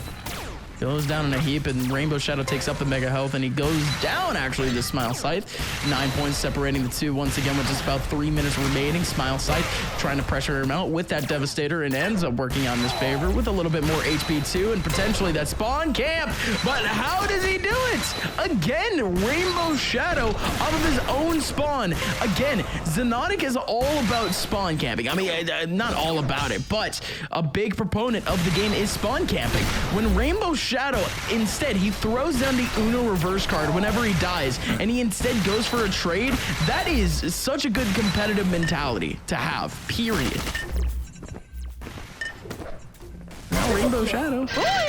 Oh my lord! Oh my word! Yeah, no, that one's done, right? They called for the GG for a reason. What a shot from Rainbow Shadow to close out game number 1. 20-9 is our scoreline. And Jacob, yeah, I think that was as easy as just watching that game go by, seeing the scoreline, and just being like, yep, the game was what it was. Yeah, I do think that Smile Scythe got going a little bit at the end, though. I think he may have figured out a little bit of Rainbow's playstyle. I expect the second game to be closer. Maybe Smile Scythe just hasn't played Rainbow in a long time, because he definitely did, make a little bit of a comeback, and they started trading kills a bit, breaking sets, that kind of stuff. So I think, this next one, which is on, do we know which map it's on? We are going on to Fuse. Oh, wow. Fuse is interesting because we haven't seen that one very much today at all. So yeah, no, should be a good match. Yeah, no, Fuse should be at least a good mediator for these two guys, because that last map, it just seemed like, at certain points, Rainbow Shadow just had the better knowledge of the map, or at least a better understanding on how to bounce back from spawns or trying to counteract spawns. There are multiple factors to how that game ended up going well for Rainbow Shadow in comparison to Smile Scythe, but still for game number 2, I expect something a little bit closer, because Smile Scythe, I think it was almost completely different from what we had seen from him. Tied for the lead. Yeah. So he grabs the vortex here, which is huge. Yeah, Fuse is a lot bigger of a map too, which does allow Smile Scythe to have a little bit more fun. And I think we even saw a Fuse game from Smile Scythe. He looked real damn good on maps like this. Oh, that's him right there. And that's huge for Smile Scythe, just getting up that start and immediately chasing down Rainbow Shadow right off the spawn. He's trying to run away, and Smile Scythe still bouncing in it. Oh, wow. So bouncing in some bullets, and oh, that's unfortunate. Rainbow Shadow ends up trying to get himself a Devastator shot right through the tunnel, but instead he ends up fragging himself down. And Rainbow Shadow, he takes that opportunity. He takes that kill or the suicide from Smile Scythe, and well, he takes it into a lead. Now Rainbow Shadow going real quick, trying to chase down Smile Scythe. Smile Scythe is nowhere to be found. Does find him over towards Connector. He's still over towards that top area. Now this map though, we've seen this map be a little bit funner because we now see the Electro coming into play, Jacob. Yeah, the Electro is actually super important on this map. With that vortex spawn right where we just saw him go, you'll see players shoot the Electro in there all the time, as well as some of these corridors, and right here is where you see it shot as well. Yeah, it's one of the maps where it's used more. Yeah, and there you go. Again, it's going to be that bottom connector where the Electro is going to stay relatively solid, but with Xonotic being, a game that does like a little bit more spawn capping, Electro just kind of allows for, maybe more anticipation than usual and maybe more option coverage because, maybe you don't need to worry about a certain angle for all too long. Maybe Rainbow Shadow just wants to chill out and just use a Devastator once in a while and potentially just let Smile Scythe just kill himself. And really, there's nothing else for me to say there. Smile Scythe is not having the best of times. Out goes the Devastator trying to take down Smile Scythe as he's all the way down on the floor. He's trying to play cat and mouse, and Rainbow Shadow right behind him, trying to get a massive shot, and indeed he does. Misses out on the shot from the Vortex, but still catches up on the shot from the Devastator right up against the wall, and he goes back flying. 4 to -1. It's a 5-point lead for Rainbow Shadow, and Smile Scythe just wants to return things at least to a positive level. His opponent, who was at -1 at one point, well, it's a little bit of deja vu. Smile Scythe does go back, however, to 0, and just about 2:45 into the game. Rainbow Shadow certainly looking way, I'm guessing a little bit more mortal in a sense, because he's not exactly, super confident. He's not exactly perfect in a sense. Smile Scythe looks like he's actually playing up a little bit more to Rainbow Shadow's level on this map, Jacob. Yeah, definitely. I was just thinking that Smile Scythe looks really good here as he gets another kill and puts himself on the board in a positive way for the first time. And that's a great cutoff too in terms of the path.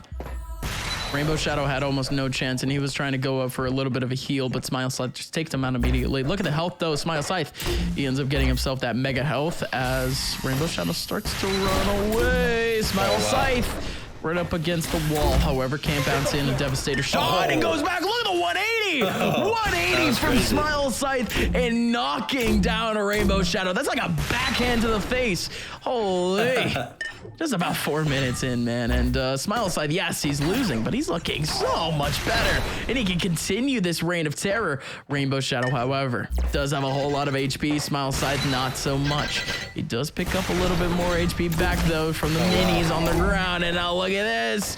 Still more damage back onto Rainbow Shadow. He is forced to go all the way back towards the mid side. Smile Scythe, he is just chasing down Rainbow Shadow, trying to find him in terms of verticality up on the top level, and Rainbow Shadow is doing a very good job of just making himself unknown to Smile Scythe, just trying to play as disciplined as possible here, Jacob. But look at this, look at the timing. He tried to get the mega health, but instead, well, yes, of course he does take on the mega health, but so much damage is taken back instead. Yeah, Smile Scythe's been doing a great job with the healths. He gets taken out by Rainbow right there, but he made an unbelievable play before. And look at the call-outs too. Rainbow Shadow, they're just trying to chase down Smile Scythe. Out goes. We have 2 minis up on the board at the moment. Rainbow Shadow trying to collect up Smile Scythe. Back over towards Connector, and there you still get that TP back. And the mega health is taken back. back. Rainbow Shadow trying to get in. It's close for Smile Scythe. He takes in so much chunky damage, but somehow still alive, and now he's finally gone. Point blank vortex, and that's all you really need. 6-2, and we're halfway through game number 2. Rainbow Shadow just needs to survive for another 4 minutes and 35 seconds now to make his way against Dodger.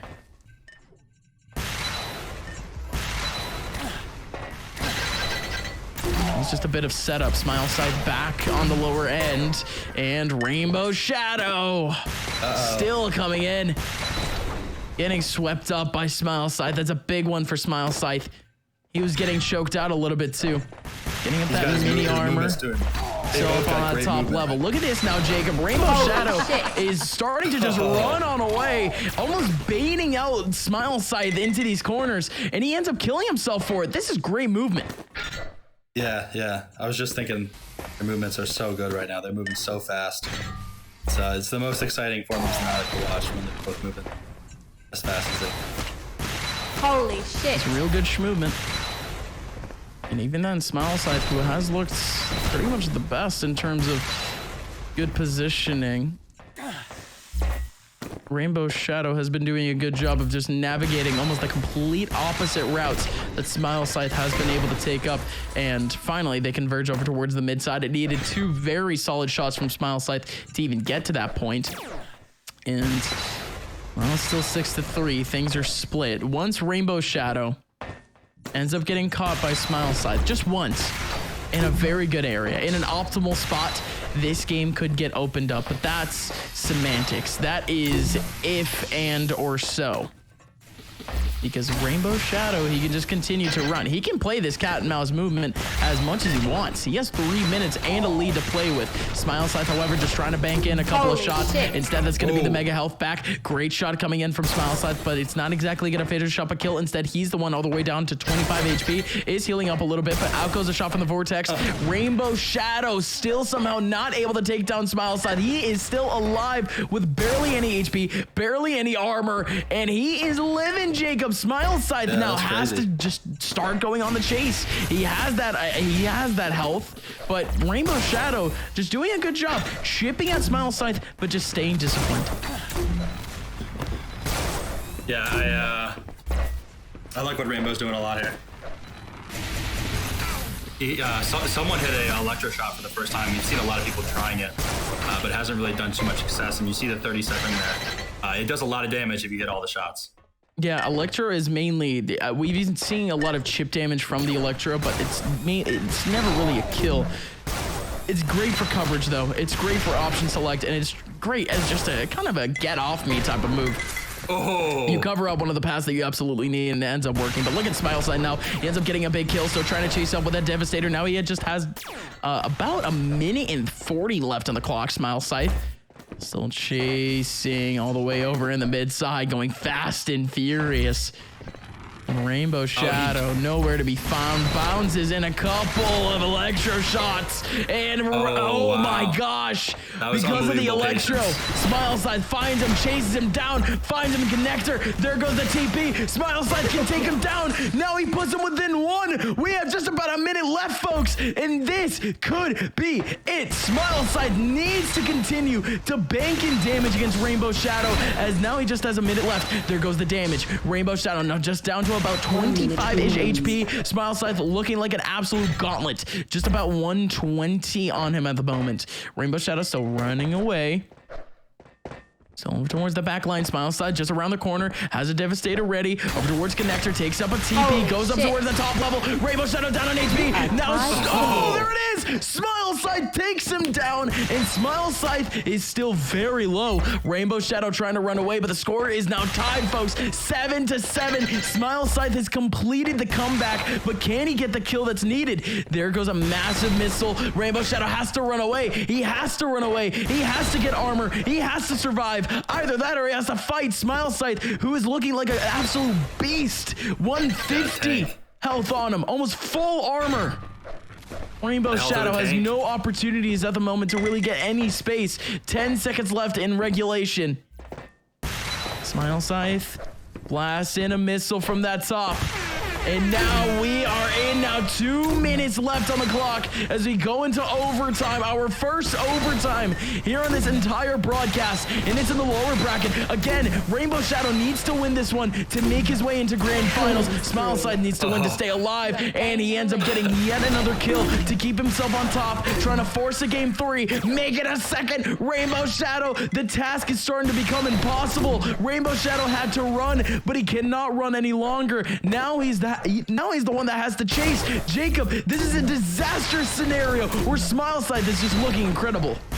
Yeah, Smileside turned it on. I think he's got enough warm up, and now he's playing to his full potential.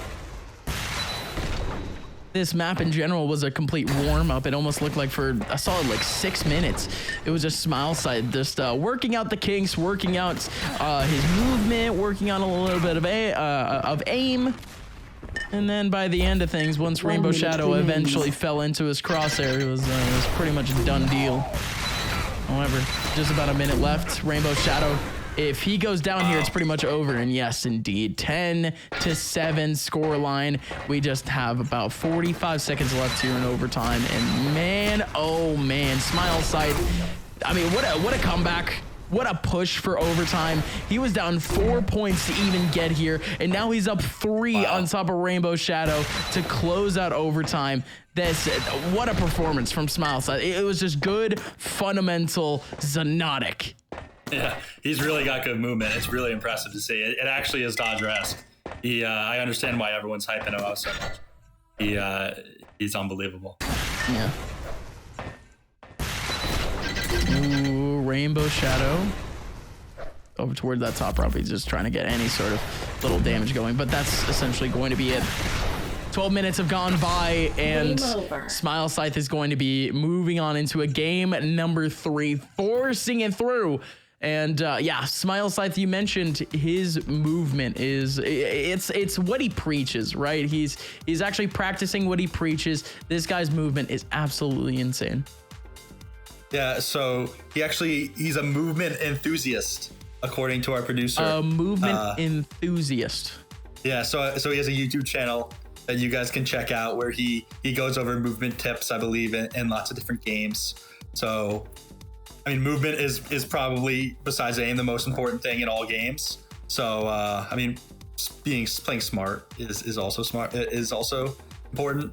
But I bet these series are pretty interesting to see, and movement is really like fun to watch. It's so satisfying, right? Hitting those jumps perfectly. It all seems so in sync. So if you want to check it out, that'd be a good thing to do.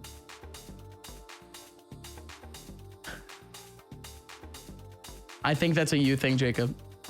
Yeah, so we're also getting word that he does a lot of mapping, and I think some of the maps he's made are SME 1 and 2. I'm not entirely sure what that means. Okay, so I think he's into mapping, right? So that alludes that he has a really good understanding of maps, stuff like that. Oh my gosh. Yeah, I mean, we have someone in our ear right now almost literally like fanboying over him. So yeah, I guess he's a bigger legend than we thought. So it adds to it.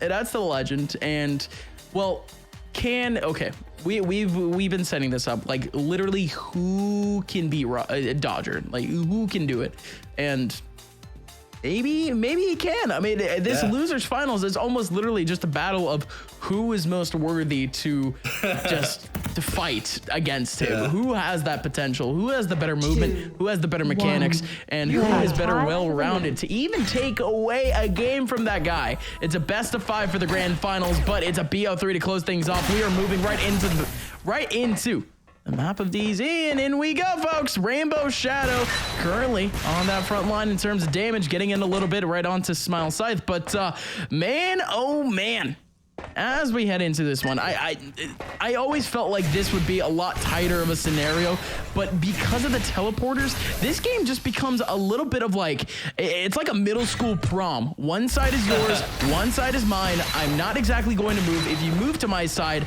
I will kick you in the nuts. So, you know, maybe not like a middle school prom, but like a very aggressive one at that. Yeah. Maybe. That's not how my middle school. No. I think that's just me having a traumatic experience, but you know, that's whatever. But but yes. In this map, at least, we're seeing Smile Scythe being very mobile, which is kind of changing up the tempo from what we saw from Rainbow Shadow on this map. Rainbow Shadow actually likes to play fairly campy on this map, fairly cat and mouse, which isn't exactly a bad move. It's not a bad idea, but Smile Scythe is just trying to push out the scenario. Is that optimal here, Jacob? Yeah, if I was Dodger right now, I'd actually be a little bit worried based on how well Smile Scythe is playing, especially because he's been inactive for so long. Tied for the lead. I mean, but here Rainbow just ties it up. And literally, I looked away from my monitor for like 2 seconds. How did he get 2 points again? Just Xonotic, man. Just Xonotic. Oh my gosh. Yeah, it's almost literally that. I think every time we see a scenario where I'm just like, how? I think we can just say the words, yeah, Xonotic. Still just about 2 minutes into game number 3. Rainbow Shadow currently has the advantage in terms of armor and health. He's full now, and now he's full of what Smile Scythe even has to offer. He's just getting pressured out of that bottom tunnel, and I do like that pathing from Rainbow Shadow, just trying to chase out Smile Scythe from that top lever, but well, it doesn't exactly work out in Smile Scythe's favor. It is just going to be Rainbow Shadow taking him down, getting also the mega health at the very end of things. So just about 175 health as he finally gets into an interaction against Smile Scythe. He's over toward that mid side, but the TP is getting called out with that Electro. Great patience from Rainbow Shadow, by the way. Smile Scythe, yes, he is trying to push out the scenario, but Rainbow Shadow is just doing a good job of just dictating pace.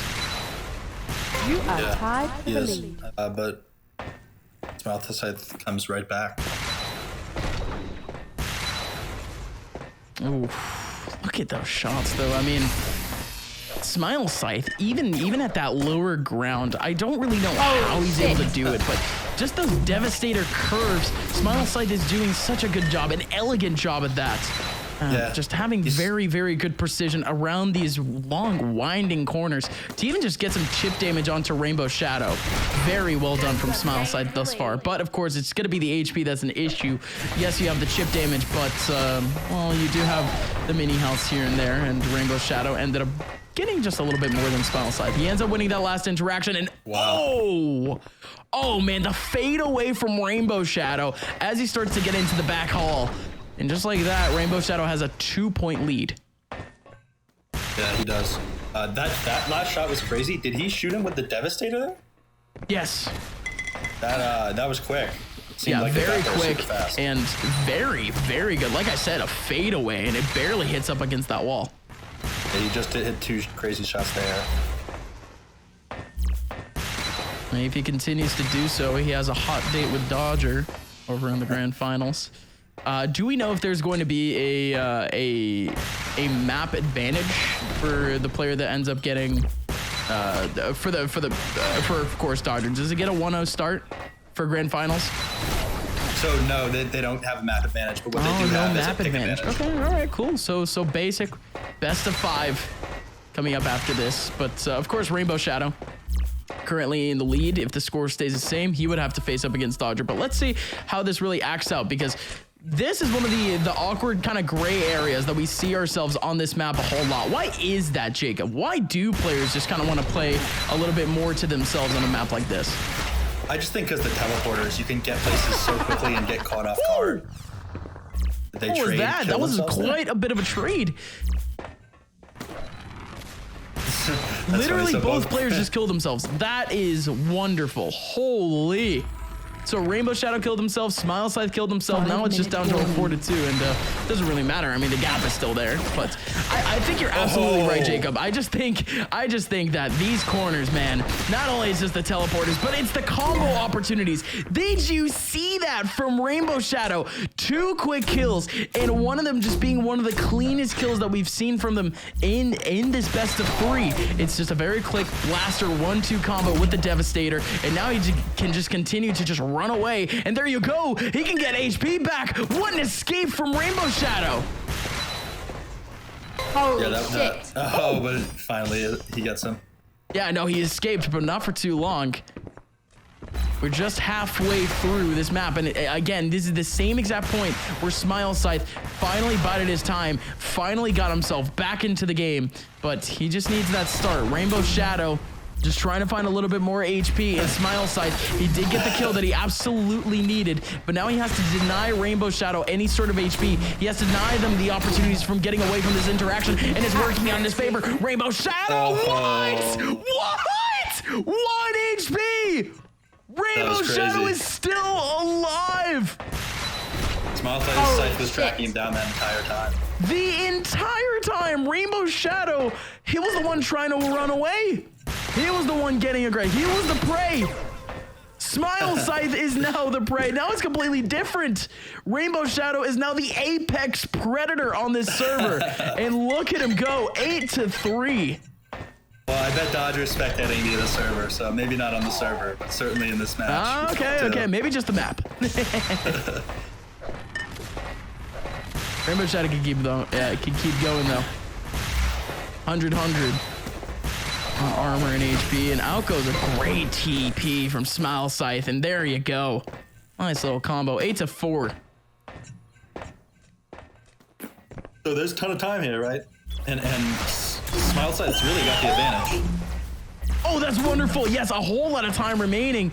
And, well, I mean, you just got to think about it, right? Rainbow Shadow might just get a little bit jumpy to try to confirm this one out. What a great patience. Great patience from Smile Scythe, Jacob.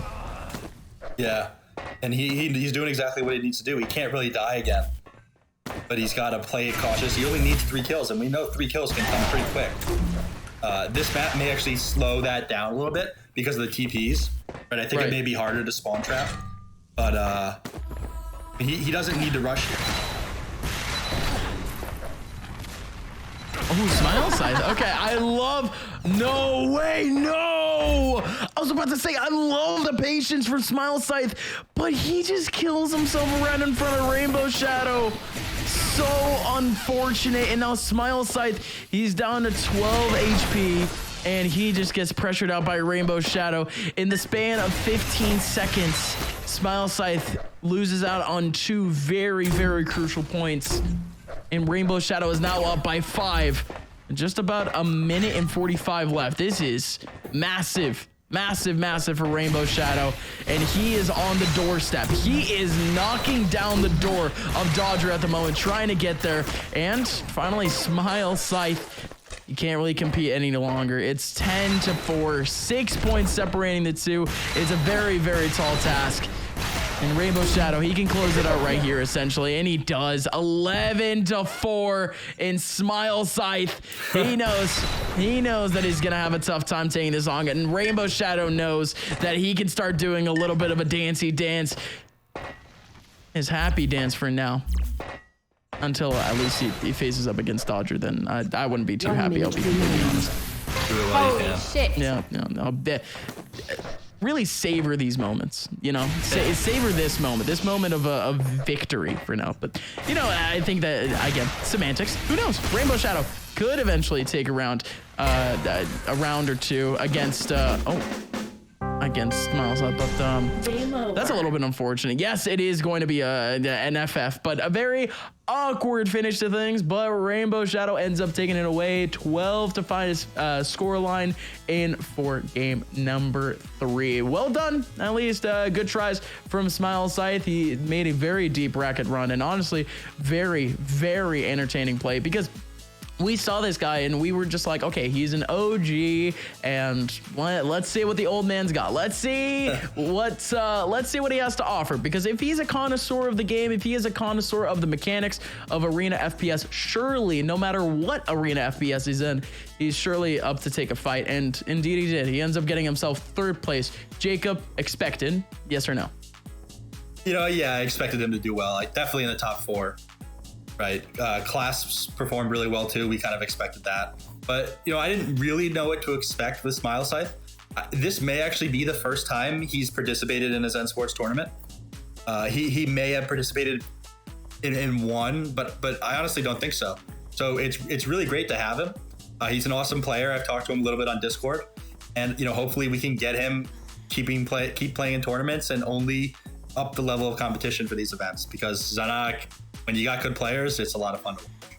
Yeah, absolutely. So Smile Scythe certainly, I mean, an incredible competitor from what we saw today. I mean, he made it all the way to winners finals, and then yes, getting booted down to losers finals, facing up against Rainbow Shadow. A little bit unfortunate, but it is what it is, folks. You just kind of have to take it on the chin, no matter what it is. So I mean, Smile Scythe, he's going to be potentially playing up in the future, but let's talk about the task that's at hand. Grand finals coming up in just a little bit. It is a best of 5 between Dodger and Rainbow Shadow. Folks, please do !enter into the Twitch chat, because we are giving away 5 $25 Steam gift cards. So if you guys want to get in on that, please do that little command in chat if you guys want some free money on Steam. My name is Upmind, joined here by Jacob. Grand finals coming up in just a little bit here for the Zen Sports Xonotic Summer Bash. You guys don't want to miss it.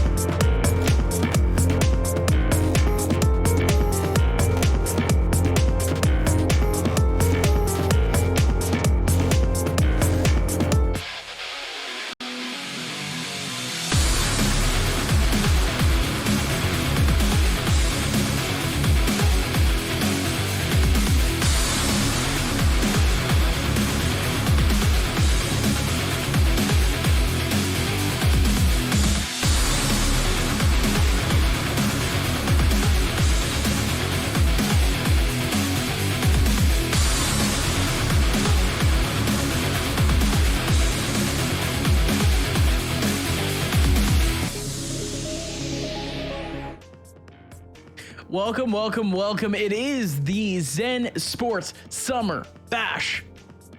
We have made it. Grand finals between Dodger and Rainbow Shadow. It is a full best of 5 coming up in just a little bit in the good old game of Xonotic. My name is Upmind, joined here by Jacob to bring you all of the action. But before we get into grand finals, we have to announce some giveaway winners.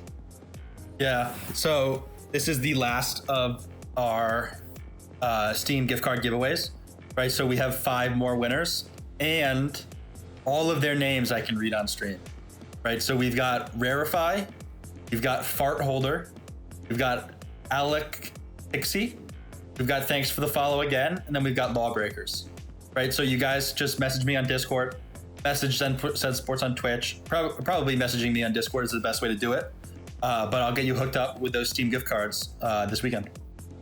Oh, well, there you guys go. So again, that is Rarify, the most blessed name I think I've ever heard, the Fart Holder. And Alex Pixie, thanks for the follow, and Lawbreakers U5, of course, DM Jacob in just a little bit. Of course, we do have ourselves grand finals. Finally, we have Dodger, who has been considered the guy, like the absolute god of this, almost like the Zen Sports, like saga of the war, you know. And there's a reason why. His crisp aim, his pure mechanics. This guy has it all, and he already pulls it off. A 1-0 start to the game, and he's already chasing down Rainbow Shadow down the halls. Now, Jacob, what actually makes Dodger so special in comparison to other Xonotic players? I mean, it's just that he has everything. He's got his aim is absolutely ridiculous. Like, okay, no, literally, if you had not answered my question whatsoever and just let the game speak for itself, I would have accepted that. What was that from Dodger? That's what crazy. a way to start. I should have just done that. I shouldn't have said anything. I should have trusted my guy. Dude. All right. It is what it is for Rainbow Shadow. I mean, he's at least up on HP, trying to cut off Dodger, and he actually does it. Barely any HP for Rainbow Shadow, and he still ends up catching up to Dodger around the corner. Now, watch out, though. Dodger up on that left.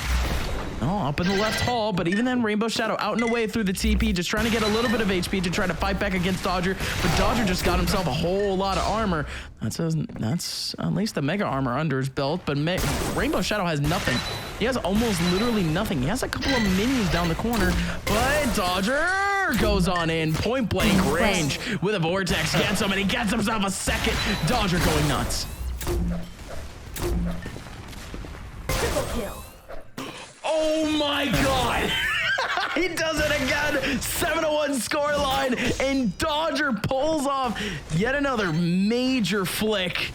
I'm like, come on, man. Like, I'm trying to give myself like a little bit of a break, you know, trying to reduce my syllable count for the day, and Dodger really just can't allow a lull in the action. It's too good. It's too good. 2 minutes 15. Already into this game, and Dodger up 6 points. And, oh my word! The trade back, and we need a replay for it. Dodger and Rainbow Shadow speed up next to each other, and they hit each other in midair. That is wonderful. And over on the left side of your screen, that is Dodger getting himself a 9th point, 9-2 over Rainbow Shadow. And he is surfing at the moment, going right on top of the ramp and waiting up for Rainbow Shadow to actually approach. That's great stalling from Dodger. The HP now, just about 37 left. Still trying to go on away. Rainbow Shadow still not necessarily trying to stop Dodger. Has that full HP, almost full armor. Not exactly over just yet. Now he finally gets that mega armor, and point blank range with a vortex takes him down. And Dodger's still going. He's trying to chase down Rainbow Shadow off the spawn. This could just work. Arrow walk. This is kind of the epitome of it. The TP right in front. Dodger with another flick. And not only that, but the Devastator continues to farm damage. Dodger does not hold, does not stop holding W. This, again, going back to you, Jacob, this guy, Dodger, does not stop holding W for a reason. This map is his. Yeah, this map plays so perfectly. Oh my god! I keep cutting you off. Keep going, Jacob. Oh my god. I'm just watching, man. I'm having fun. I'm trying to not follow the entire time because it's pretty cool to watch. Finally, Rainbow Shadow gets one back, 15-3. And I was trying to equate it earlier. Like, you know, I just want to watch, you know, Dodger just play this game. Like, I kind of just on a loop, just put on like an infinite frag movie of just this guy fragging out, and you know, of course, you know, cracking open an age-appropriate beverage with it because there's a reason for it. The play is mesmerizing. This is just this is peak Arena FPS action. Love this from Dodger thus far, but of course we have to go back with Rainbow Shadow. He just ended up getting taken down for the first time in quite a little bit of time. He could still at least bounce back. He gets killed, but still that respawn goes in, but Dodger has control of both the Mega Armor and the Mega Health. Rainbow Shadow certainly cannot even contest this. Dodger just wants to chase, and wow, look at that. He tries to cut off Rainbow Shadow in the doorway. He TPs to the other side, and he's still trying to take him down. Rainbow Shadow somehow is still alive. Dude, still going. Dodger in. Right towards the mid side. Rainbow Shadow with a good shot, at least from the mortar. Oh, I'm sorry, from the Devastator. And oh, no way. And Dodger immediately picking up the Mega Armor and still getting a shot back off the Vortex. And he gets another one mid-air, drifting away. Dodger, what a shot. That's crazy. Holy shit. Jacob, what can you even say about a game like this? This is what we expected. I mean, is there really anything else that Rainbow Shadow can do? What options does this man have? I don't know. It's like crazy because these other two players, they were playing so well, right? Rainbow versus Smile Sight, they looked like experts. Yeah, and no, they were. They were doing great, but look at that. Just about 4 HP remaining on Dodger, and he still somehow gets a kill back. But no, Jacob, you were absolutely right. I mean, Rainbow Shadow was looking great, but in comparison to Dodger, like in this game alone, he's just looking straight up silly. He's looking like he just picked up this video game. It's not fair. It's ridiculous. It's actually not fair. I feel bad. I've never seen someone so dominant in a video game, to be honest. Look, man, I wish I was decent at video games just so I can like truly appreciate sometimes what's going on. So, you know, if I look, because I'm bad, I can appreciate, but if I were better, I could maybe understand what goes behind those mechanics. But was that? Whoa, that's the first time that's happened today, Jacob. What was that? I just saw 246. Telefrag? I think it's the second time it's happened, Jacob. It is what it is. It is what it is. Still 22-6 though. Dodger taking it back. Again, Rainbow Shadow has the option at any point to just say GG's and move on into a map number 2. Again, folks, you guys are watching the grand finals of the Zen Sports Summer Bash. You're watching the game of Xonotic, brought to you by both Zen Sports and Rocket Jump Zone. Again, game number 1 of a best of 5. Dodger currently up 22-6. Rainbow Shadow could FF essentially at any time, and we can move on into map number 2. Map number 2 being, of course, Fuse, that we've seen quite a few times. I think map number 3 is going to be fun, though. We haven't seen Silent Siege really at all today, I think. Silent Siege, we saw it very early in the contest. I believe we saw it, I think it was the first map we actually saw. Right, Champ versus Rainbow. Yeah, I mean, my memory just sucks straight up, but yeah, no, I think you're absolutely right. It's a good map. I like it a lot. It's actually a map that Dodger is like unbelievable at. I guess that's what would you put it on a scale, like a comparison to Arrow Walk? Yeah, I don't know, but like, see, I was talking. What's the scale? I can't really give you a scale. He's kind of like infinity in all of them. Yeah, all right. Well, I mean, saying that Dodger is good on a map is like, it's like saying that the sky is blue, you know? Yeah. It's just kind of his thing. It's kind of the thing. But again, folks, waiting up now, Rainbow Shadow just getting wrapped on as Dodger once again picks up yet another mega armor, trying to run on away. Trying to pick up yet another kill on Rainbow Shadow over towards that mid side. Rainbow Shadow still collecting up just a little bit of damage off that Vortex shot. Mega health right in front of him. And Rainbow Shadow is still playing his life away. Just trying to get some of these frags. Well, let's talk a little bit about this, Jacob, because we talked about this effect with potentially Smile Sight. You know, the reason why potentially Rainbow Shadow is just trying to play as much as possible, is just trying to extend out this game as much as possible, is because of the fact that, you know, Dodger is a very special type of player, but the more time that you get to actually analyze his play, the more that he might be able to catch up.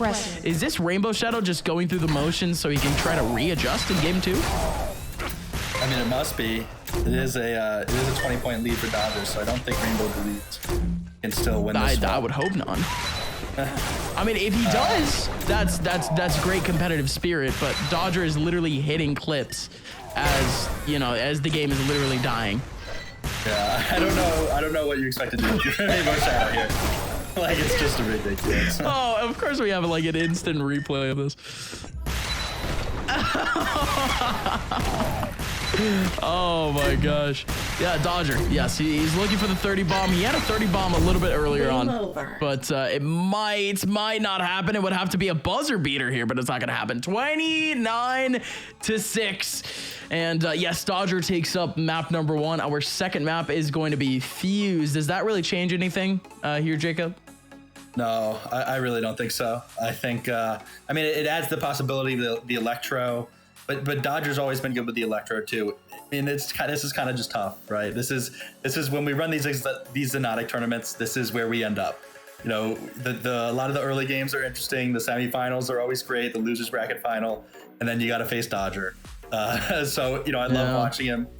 You know, these matches are a lot of fun. But if you're Rainbow Shadow, I don't really know. Yeah, I don't know either. Honestly, it's just a tough time for really any player that has to face up against Dodger. But you know, anyone's mortal. You know, everyone's mortal. So you never know what's going to happen in this next game. One kill is all you need. Just start things off right, and Rainbow Shadow, he for sure. I mean, he's had his streaks of momentum. I mean, we saw it against Dodger. We saw it all the way back in, what was it? I think it was like round number 2 of this entire bracket. I mean, he can fight up against Dodger. He just needs to be in the right environment, right place, right time, and just needs that momentum on his back. Yeah, he's got to get the first kill as well. Yeah. First blood. You have gained the lead. So Rainbow gets the first kill. Pretty good. Gets some more damage. Oh, wow, it's 2 Devastator shots Holy on shit. Dodger.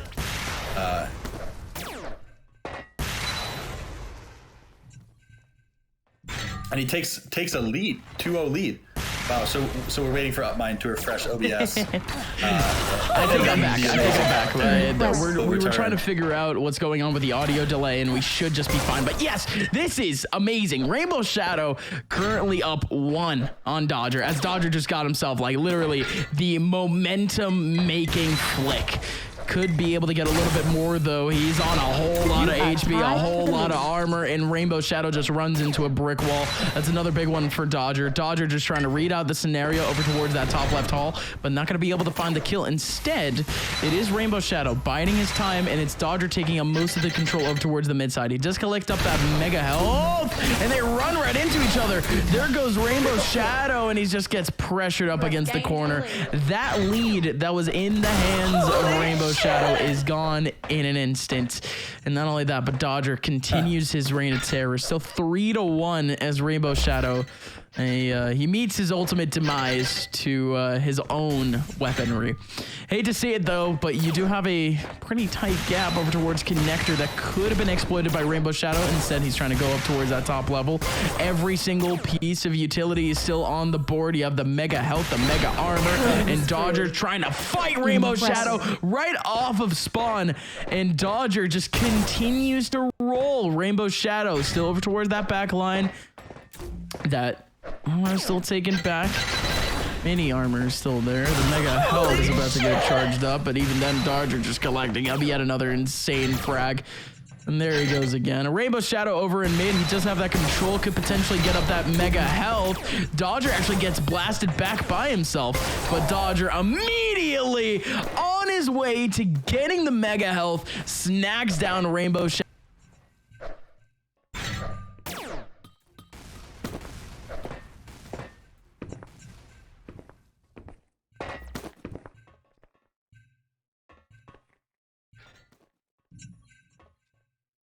Oh yeah. Sorry, I was just watching. I think it's awesome. And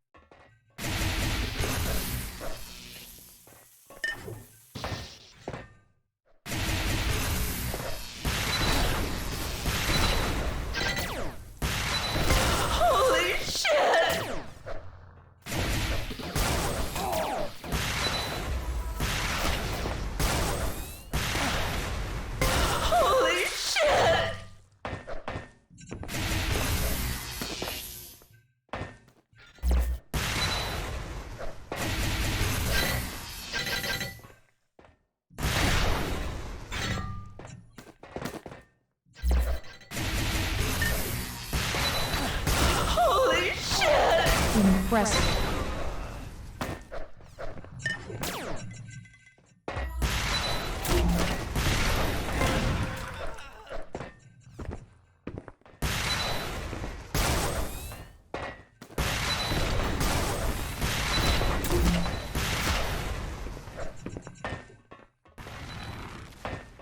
Five-minute warning. Triple kill.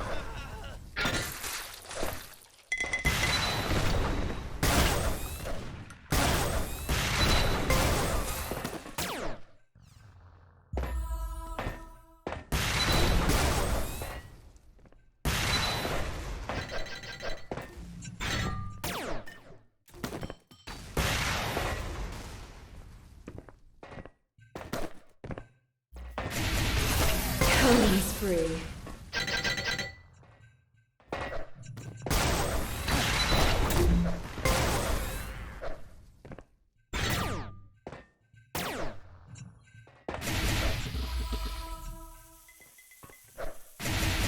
Accuracy. Game over.